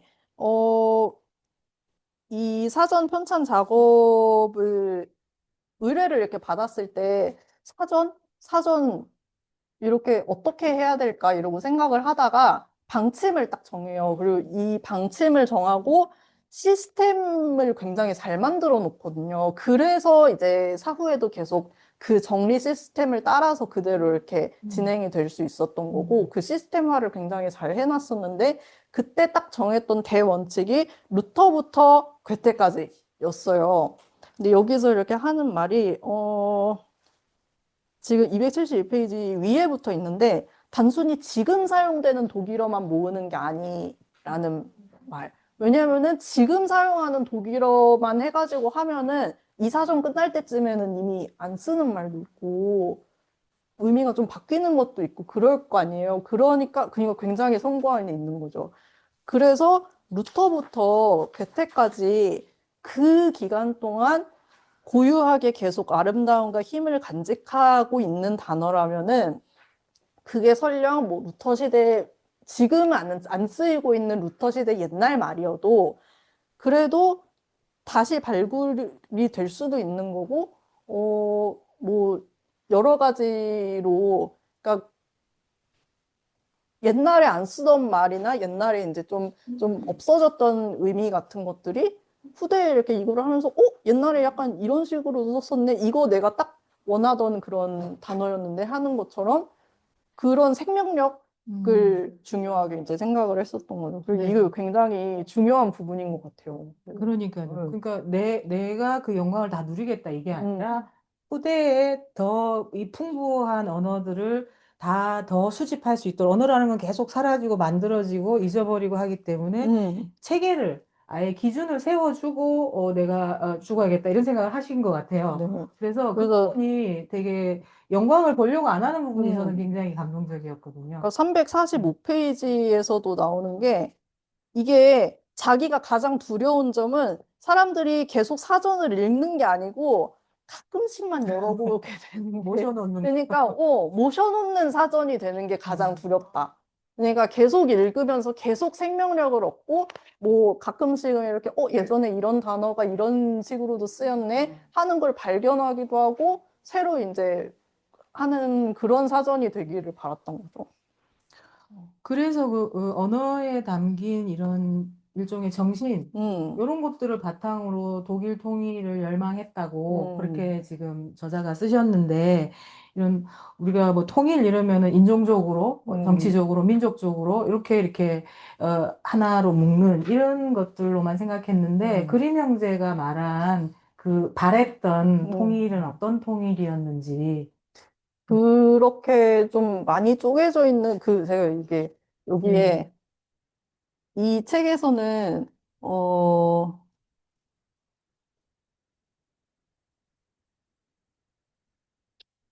책에서는 이거 뭐야? 아니야. 책은 흑백이기 때문에 그리고 저작권이 있기 때문에 못 보여드렸던 그건데 제가 사실 제일 보여드리고 싶었던 거는 이 지도예요. 이게 지금 줌에도 공유를 해드리겠습니다. 200개에서 거의 한 300개로 쪼개져 있는 그런 여러 공주 왕자가 살고 있는 나라들인 네. 거죠. 그러니까 이게 사실 그거잖아요. 왜 민담에 그렇게 왕자 공주가 많이 나올까? 그래서 이때 정말 극심했을 때는 진짜 이 하나의 그 왕이 다스리고 하는 게 막 1,000명, 3,000명, 막 그 지금 아파트 단지 하나만큼 막 저기 그런 얘기 가끔 하거든요. 인터넷에서 사람들이 저기 푸르지오 왕자님이랑 푸르지오 왕자님이랑 저기 롯데캐슬 공주님 결혼하는 거라고. 예, 그런 농담이 이제 인터넷에서 누가 했었어요. 그러니까 이렇게 진짜 거의 뭐 어떤 데는 지금 보이지도 않을 만큼 조그만, 그니까 이게 얼마나 속이 옆에 프랑스 막 이따만큼 있고 막 영국 이따만큼 있고 쟤네는 진짜 이렇게 잘 나가는데 그래서 우리가 어쨌든 공통으로 가지고 있는 게 우리 서로 말이 통하고 독일어라는 그런 공통점이 있으니까 그거를 구심으로 해서 모여야겠다고 이제 생각을 한 거죠. 나중에 이런 부분이 조금 악용된 측면도 있잖아요. 그것도 통일을 말할 이게 때. 좀 이게 한번 이렇게 우리 이거 독일어 해가지고 모여야 된다 하고 좀 이렇게 집결을 좀 지나치게 한 게 좀 중간에 이제 다들 아시는 나치 독일 시기가 있었는데 근데 나치 독일 시기에도 사실 독일어 사전이 존속할 수 있었던 것도 거기서 좀 악용을 했기 때문에 좀 분석할 수 있었던 것도 있었어요. 거기서 이렇게 약간 프로파간다 목적으로 사용을 했기 때문에 중간에 이제 그 부분, 그 기간도 좀 무사히 살아남아서 이렇게, 존속을 이제 할 수 있기는 했고, 그러니까 좀 그 다음에 다양해. 이제 크게 한번 이렇게 맞은 다음에 다시 이렇게 또 네. 그렇게 됐었죠. 그러니까요. 아까 저자분 인터뷰에서도 나왔지만 그렇게 승리에 도취하고 더 막 집결하면서 공격적이 될 때 평화가 멀어지는 지점들에 대해서 말씀하시고 한국 식민 지배에 대해서도 사과하시는 모습이 되게 인상적이었거든요. 그래서 이렇게 굉장히 성숙한 어떤 인간들을 만날 수 있는 평전인 것 같아가지고 또 이 안에 많은 이야기들이 있으니까 읽어보시면 좋을 것 같고요. 거의 지금 저희가 할 얘기들은 좀 거의 다 했고요.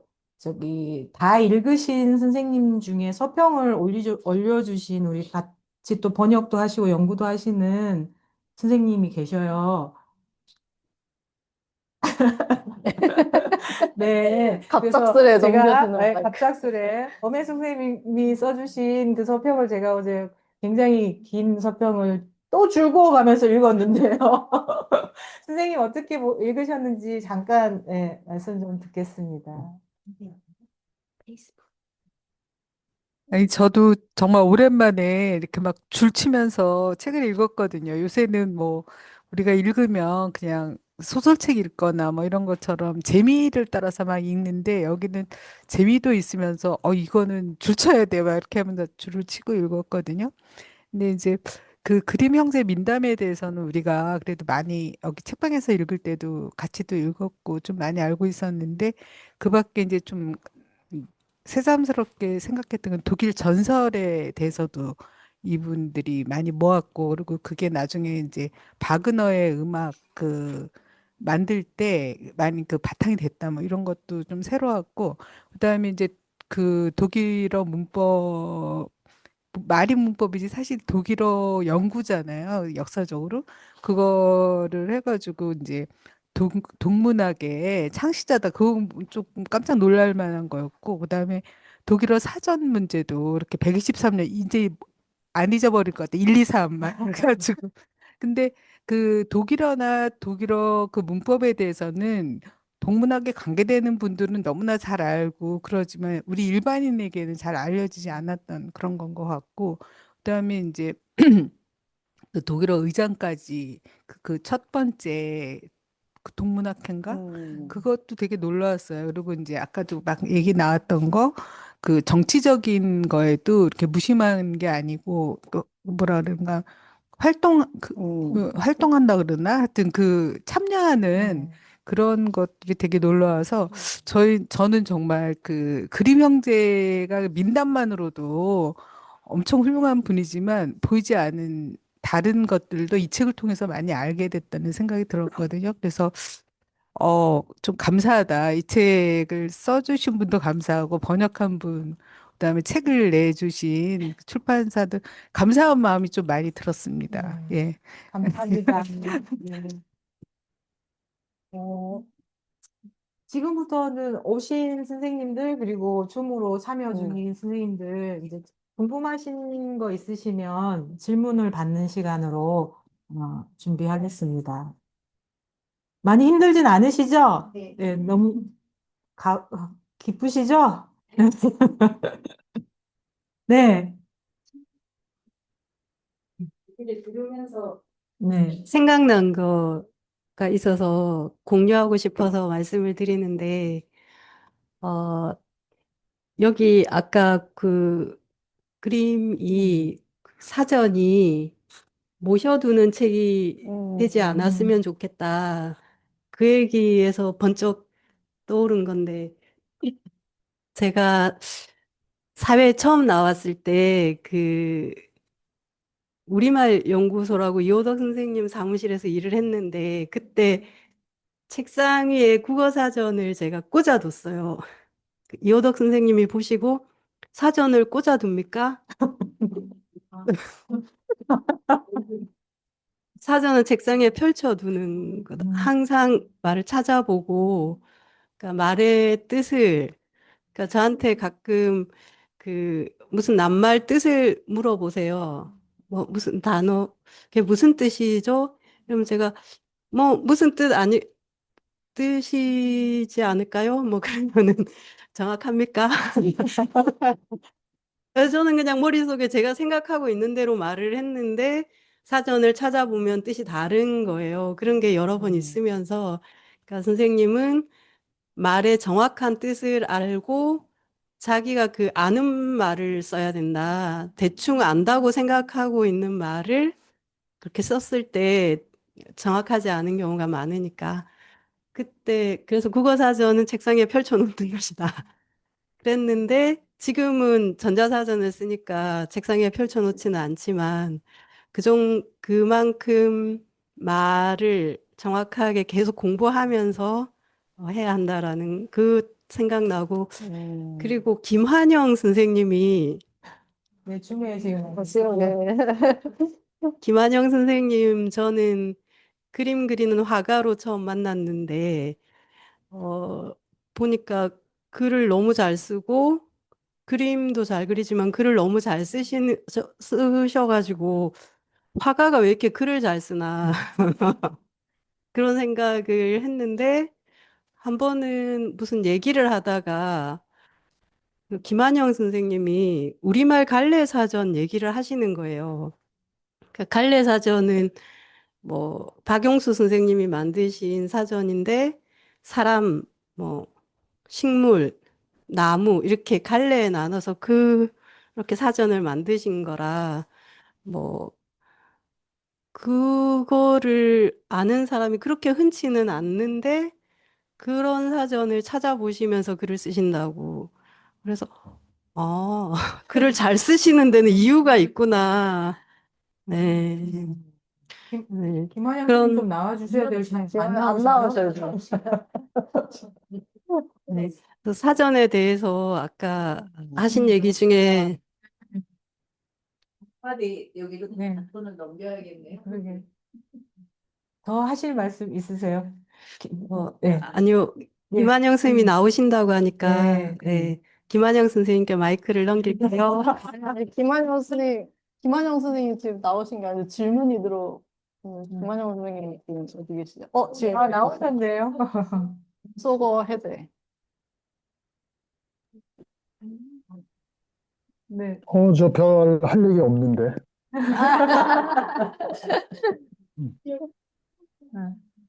쌤은 사전을 얼만큼 활용하시면서 글과 그림을 그리시는지 갑자기 궁금해지네요. 어, 음, 별 할 얘기 없는데요. 네. 네. 달리기 없으시다. 네. 선생님이 뭐, 글에 대해서 최근에 느낀 거는 북한 병사들 두 명이 포로로 잡혔잖아요. 근데 이제 그분들 말이나 아니면은 탈북자들의 말에서 우리 남쪽보다 되게 그 언어가 직접적이고 건강하다는 생각을 한 적은 있어요.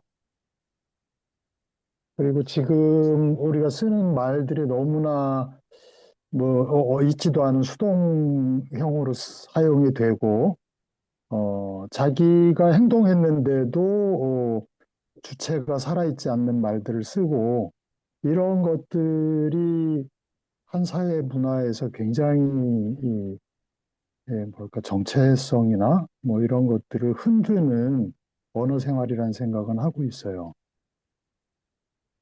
네. 감사합니다. 아니, 우크라이나 포로들 관련해서도 저는 이제 주로 보는 게 이제 트위터 같은 인터넷 커뮤니티 반응을 많이 보잖아요. 근데 거기서도 되게 많이 나왔던 말이 왜 민간 교류 못하게 하는지 알겠다고. 저 사람들이 한국어를 하는 거 보니까 기분이 이상하다는 거예요. 그러니까 뭔가 말이 100% 통하고 그냥 똑같이 이렇게 막 밥 먹고 막 하는 거를 보니까 기분이 이상하다는 반응이 되게 있어가지고 언어가 역시 언어가 그렇죠. 네. 그래서 김한영 선생님 감사합니다. 또 질문하실 거 있으시면. 네. 네, 여기 지금 질문이 네. 들어왔는데 그림 형제 관련 자료가 생각보다 많지 않아 아쉬웠는데 좋은 책 번역해 주셔서 이해에 큰 도움이 되었습니다. 그림 형제 일본 연구자를 찾는 등 그림 형제의 책을 번역하신 이유가 궁금합니다. 인공지능 시대에 생각을 외주화하는 현재 그림 형제 이야기가 어떤 의미를 갖는지 의견을 들려주시면 좋겠습니다. 그렇죠. 그림 형제 일본 연구자를 찾았다기보다는 저희 알못 책방에서 민담 관련 공부를 하시다가 이거를 간이로 번역한 자료를 어떻게 하셨다고 하셨죠? 네. 네. 민담일기를, 네. 네. 마이크를, 네. 네, 이 기획하신 분. 기획하신 분이 네. 대답해 주셔야 되겠습니다. 아니, 기획을 하려서 한 건 아니었고요. 네. 그냥 여기에서 저한테 제가 가장 어려운 게 옛 이야기였고 시였어요. 그래서 알모 책방이 2008년에 문 열고 아니 안 줘도 돼요. 카메라 안 줘도 돼요. 2008년에 문 열고 그 다음에 2009년 4월부터 계속 이제 상반기 하반기 어린이집 교실을 했는데 첫 번째로 한 게 김환희 선생님 모셔서 옛 이야기 강의를 듣는 것이었어요. 근데 그게 제가 잘해서가 아니라 너무 모르겠어서 도대체 이해가 안 되는 이 옛 이야기를 어떻게 봐야 되는지. 그래서 2009년부터 옛 이야기를 계속 파고 했는데 그렇게 하다 보니까 이제 저한테는 계속 이제 그림 형제를 다시 보고 할 수 있는 그런 기회가 주어졌는데 이게 자료가 없어요.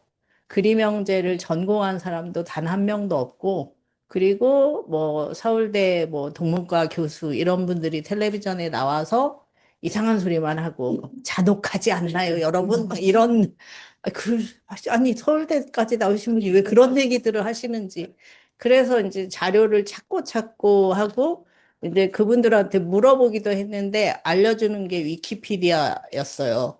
그래서 이제 책에서 이렇게 주석을 그러니까 왜 참고 자료를 따라가다 보니까 이제 이 책이 나와서 이 책도 이제 아마존 재팬으로 구입하려고 했더니 없어요. 그래서 이제 일본에 사는 이제 친구한테 그거를 이제 중고로 구해서 보내달라. 이렇게 해서 일본어로 된 책을 받긴 했는데 그 검은 것은 글씨요. 그래서 읽을 수가 없었는데 마침 이제 저 손관승이라는 저자분이 그거를 이렇게 장인어른이 일본어로 가번역을 해주신 게 있더라고요. 그래서 그 자료를 빌려주셔서 그거를 보니까 이제 살짝 저만 보라고 그랬거든요. 그래서 저만 보기에는 너무 아까웠어요. 그래서 그거를 막 이제 그 여의당에 이거는 내야 된다. 막 이러면서 이제 내달라고 했고, 이제 여의당에서 이제 그럴까? 뭐 이렇게 해서 막 저자를 돌아가셨을 테니까 이분은 그냥 일본 그림형제 협회 이런 거 가서 한번 찾아보자. 이렇게 해서 찾게 됐어요. 그러니까 일부러 그 일본 그림형제 저기를 하려고 한 건 아니었고, 뭐 그 독일 문화원에 가서 독일 자료를 찾아보기도 했고, 뭐 했고 했는데, 특별하게 그렇게 찾아서 번역할 만한 그런 책이 없었어요. 그러다가 이제 우연히 이제 했는데, 이분이 이제 평생 60대 후반에 처음 낸 책이고, 그리고 이제 책에도 쓰여 있지만 계속 그 코로나 전까지 매해 방문해서 계속 또 연구하시고 했던 그 결과물, 지금 80대 후반까지의 결과물이 이 책이거든요. 그래서 어떤 책보다 더 그림 형제에 대해서 자세하게 나와 있는 것 같고, 저는 뭐 AI 시대고 뭐고, 여태까지 제가 몇 번 계속 거듭해서 그림 형제 책을 읽었는데 며칠 전에 그림 형제 책을 이제 50번째까지 읽고 거기에 제가 글을 쓴 게 있는데 이제 그 글에 나는 이 그림 형제에서 계속 질문을 찾고 있지 답을 찾고 있는 게 아닌 것 같다. 아직도 답을 못 찾았다. 이런 말을 제가 썼거든요.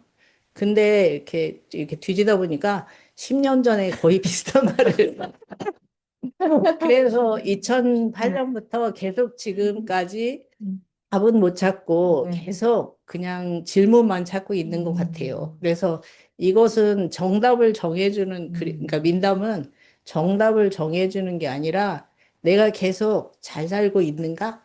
이렇게 살아도 되는가? 이런 질문을 계속 하게 만드는 그런 역할을 하는 게 민담이 아닐까? 이런 생각을 하고 있습니다. 감사합니다. 처음 신기해야 될 것 같은데. 네. 이거는 질문은 아니고 그냥 개인적인 코멘트라고 하시는데 어릴 때 엄마가 들려준 옛날 이야기 순대와 남철이 이야기가 나중에 어린이 문학 공부하면서 헨젤과 그레텔이었다는 것을 알고 한참 동안 묘한 기분이 들었던 기억이 납니다. 순대와 남철이. 정병규 선생님이세요? 아니요, 그 꿈과 그림책 선방 최은희. 아, 네. 책을 읽다. 감사합니다, 선생님. 네, 저희가 지금 5분 정도 남았는데 또 궁금한 거 있으시면 네, 질문해 주세요. 네. 네. 네네.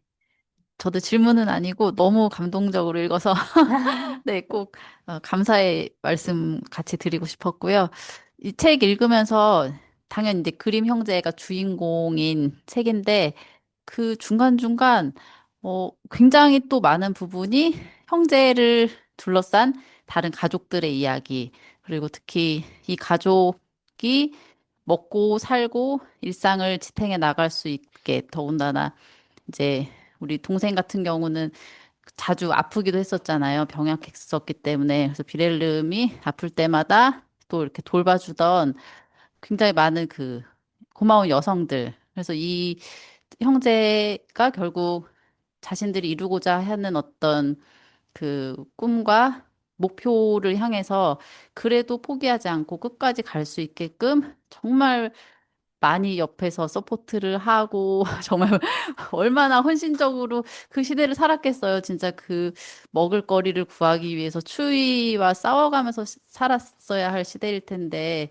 또 그 많은 아이들이 굉장히 어릴 때 또 병에 걸려서 죽는 슬픔을 겪기도 하고 근데 그런 대목을 굉장히 생각보다 되게 많이 언급이 되어 있더라고요. 그래서 또막 도로테아에 대한 얘기, 어머니에 대한 얘기 이런 것들 그리고 뭐 교수로 임용되게 도와준 지인이나 친구들 어떤 어려움이 생겼을 때 거기서부터 벗어날 수 있게끔 뭐 베를린으로 불러주는데 도움을 줬던 사람들에서 되게 도움을 준 이 형제가 역사에 이름이 남을 수 있게끔 했던 너무나 그 많은 손길들에 대해서 굉장히 따뜻하게 빼먹지 않고 되게 자주 문장에 다루고 있어서 저는 그 하시모토 다카시 님이 그런 마음을 좀 가지신 분이 아닌가. 예. 그러니까 형제에게만 집중해서 그냥 쓰셔도 사실 굉장히 많은 분량의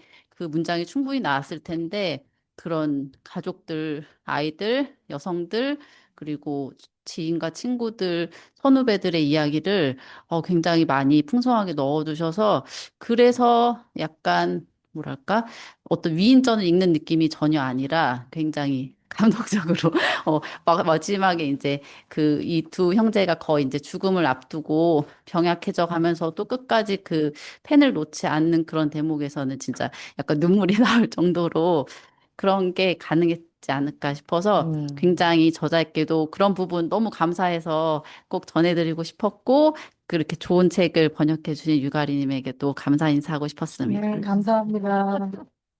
네, 책을 다 읽으신 분들은 거의 다 지금 뭉클하다고 하셔가지고, 감동 휴먼 스토리. 가우디안이 가우대한 멋습니다. 정말 기쁘고요. 또 질문 한 분만 더 받겠습니다. 궁금하신 거. 네. 예, 하시모토 다카시 선생님, 아까 저 인터뷰도 되게 좋고, 선생님도 너무, 아직도 이제 연세도 많으신데 정정하셔서 되게 너무 좋고, 혹시 한국에 알무책방에 오실 계획은 없으신지 이거랑, 그리고 이제 그림 형제 이렇게 연구하셨는데, 저희 같이, 저도 알무책방에서 같이 메르엔 읽었거든요. 그런 작품을 혹시 이 선생님도 번역을 하셨는지, 일본에서 동화, 민담. 궁금합니다. 민단집. 민담집 번역하신 거 있으세요? 아, 네. 그런가요? 네. 만역본? 있으시고, 한국에 정말 오시고 싶어 하시는데, 문제가 있으셔가지고. 연세가 너무 많으셔서 저희가 그게 여행자 여행자 보험이 안 돼요. 85세까지밖에 안 되는 네, 이분 연세가 이제 92세여서 일단 오시면은 그 무슨 일이 있을 때 그 의료비랑 뭐 이런 거 같은 걸 감당할 수 없어서 그래서 이분도 굉장히 오고 싶어 하시는데 모실 수가 없었어요. 그러면은 제가 마지막으로 뭔가 이제 마무리하면서 조금 코멘트들이 되게 지금 많이 있어요. 질문은 아닌데 코멘트들이 지금 여러 개 있는데 어렵고 이해가 안 되는 그림 형제 민담 읽기에 많이 도움이 될 것 같아요. 김은희 씨가 네, 김은희님.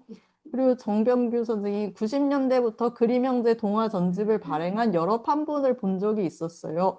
그런데 이 책 언어의 불꽃으로 시대를 밝히다를 읽고 비로소 유럽 민담의 근간을 짐작할 수 있어서 가스발명수 마신 느낌이 들었어요.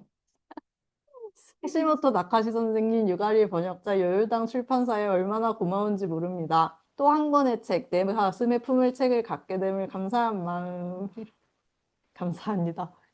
대전 성복희님이 너무 행복한 시간이었습니다. 지난 시간 우리 옛 이야기에 심취해 지냈는데 너무 방대한 우리 이야기에 빠져 허우적거리느라 서양을 돌아볼 정신이 없었답니다.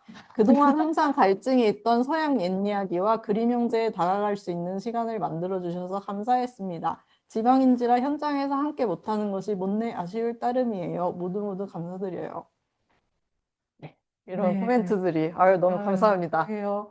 어제 링거를 맞으신 분이 맞나 싶을 만큼 에너지가 지금 네, 명절 지나고 얼마 안 돼서 다들 피로가 많이 쌓이셨을 텐데 그래도 이렇게 꽉 책방을 채워주시고 온기를 나눠주셔서 너무 감사하고요. 네. 지금 저희 난방을 안 하고 있는데도 네.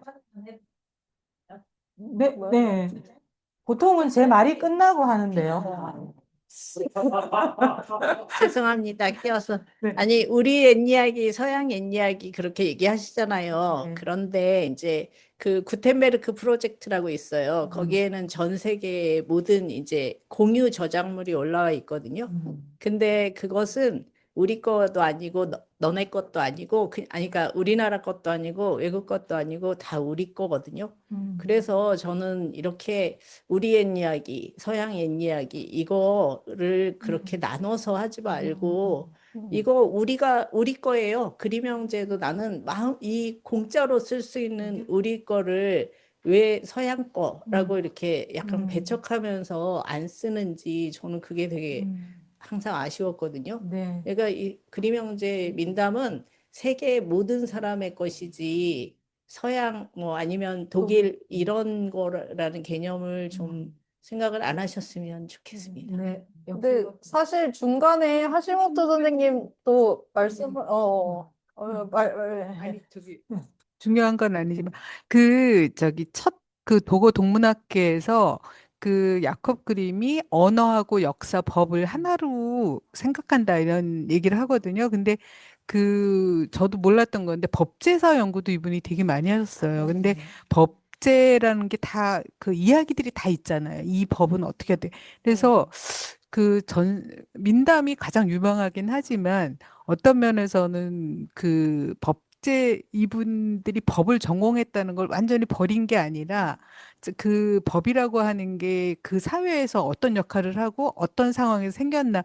근데 서양은 또 특히 그 성법 그 뭐라 그러지? 관습법이나 이런 게 되게 많잖아요. 그래서 그것도 요번에 보면서 이거 되게 중요한 거다. 왜냐하면 언어와 역사를 이분이 중요하게 여겼다는 건 알 수 있지만 법은 버렸다고 생각했는데 그런 게 아니었더라고요. 그러니까 당신들이 공부한 것들을 다 계속 갖고 가면서 또 풍부하게 했다는 것도 되게 재밌고 법이라고 하는 게 뭐 우리나라에서 법대 나오면 내란과 아니야 막 이러지만 그렇지 않을 수 있다. 그러니까 하시모토 다카시 선생님도 결국 법을 전공하셨지만 이렇게 갔잖아요. 그래서 그것도 사실은 전 되게 뭉클한 부분이었거든요. 근데 아까 얘기하면서 얘기를 못했기 때문에 귀중한 시간이지만 제가 얘기를 한 못합니다. 예. 안에 이야기 써주시고 맞아요. 옛날에는 다 그런 식으로 좀 문문으로 다 돼 있었으니까 그게 좀 어느 정도 연결이 될 수밖에 없었죠. 그리고 지금 55분인데 제가 마지막으로 하나 보여드리고 싶었던 게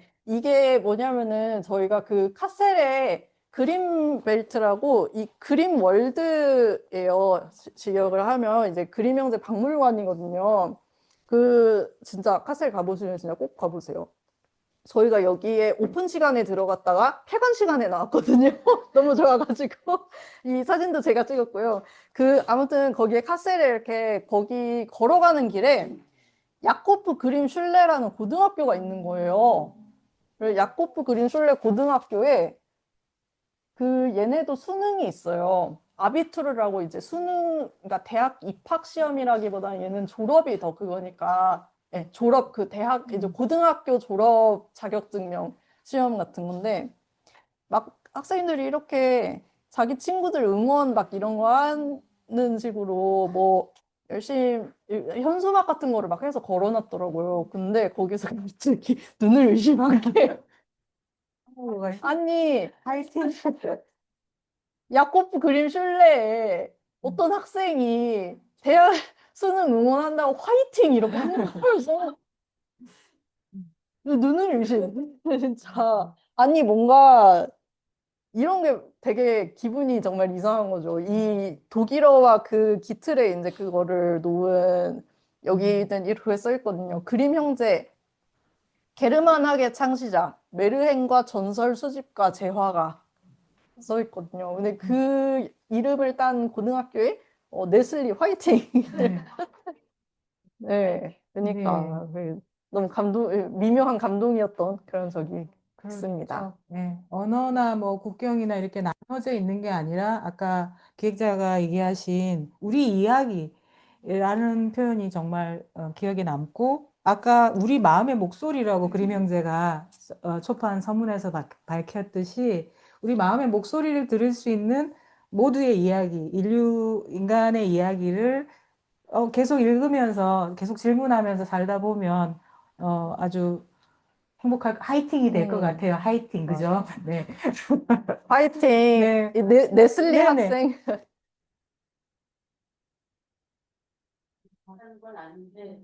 10초만 얘기할게요. 네, 잴게요. 네. 10초? 네. 네. 모두 너무 덕분에 이렇게 좋은 책이 나오게 돼서 너무 기쁜데요. 그 중에서도 딱 한 사람, 이 사람이 있었기 때문에 이게 가능했습니다. 바로 알모. 네. 알모가 있었기 때문에 이 책이 나올 수 있었고, 여기가 지금 지하잖아요. 예, 알모 책방에서 저도 옛 이야기 공부했고, 지금도 날마다 읽고 있지만, 45초. 자, 여기가 지하잖아요. 그래서 저희는 이렇게 얘기합니다. 우리는 지하 세력이다. 지하에, 네. 너무 뭉클하고요. 네. 제가 되도록 말 안 하려고 그랬어요. 이빨이 하나 없어서. 네. 우리 알모를 위해서 큰 박수 치면서, 네, 했으면 좋겠습니다. 네. 오늘 이 시간 같이 해주신 모두에게 우리 기뻐하라라는 선생님 지금 그걸 같이 한번 외쳐볼까요? 와, 가우데아무스라고 한번 외치고 맞춰볼까요? 자, 하나, 둘, 셋. 가우데아무스. 네, 감사합니다. 아니, 카메라만 돌리라고, 카메라. 네, 줌으로 참여해주신 선생님들도 너무 감사합니다. 또 다음 기회에 네, 책 많이 알려주시고 또 같이 함께 읽을 기회가 있으면 또 뵙기를 바랍니다. 주변 도서관에도 그거 신청해 주시고요. 네.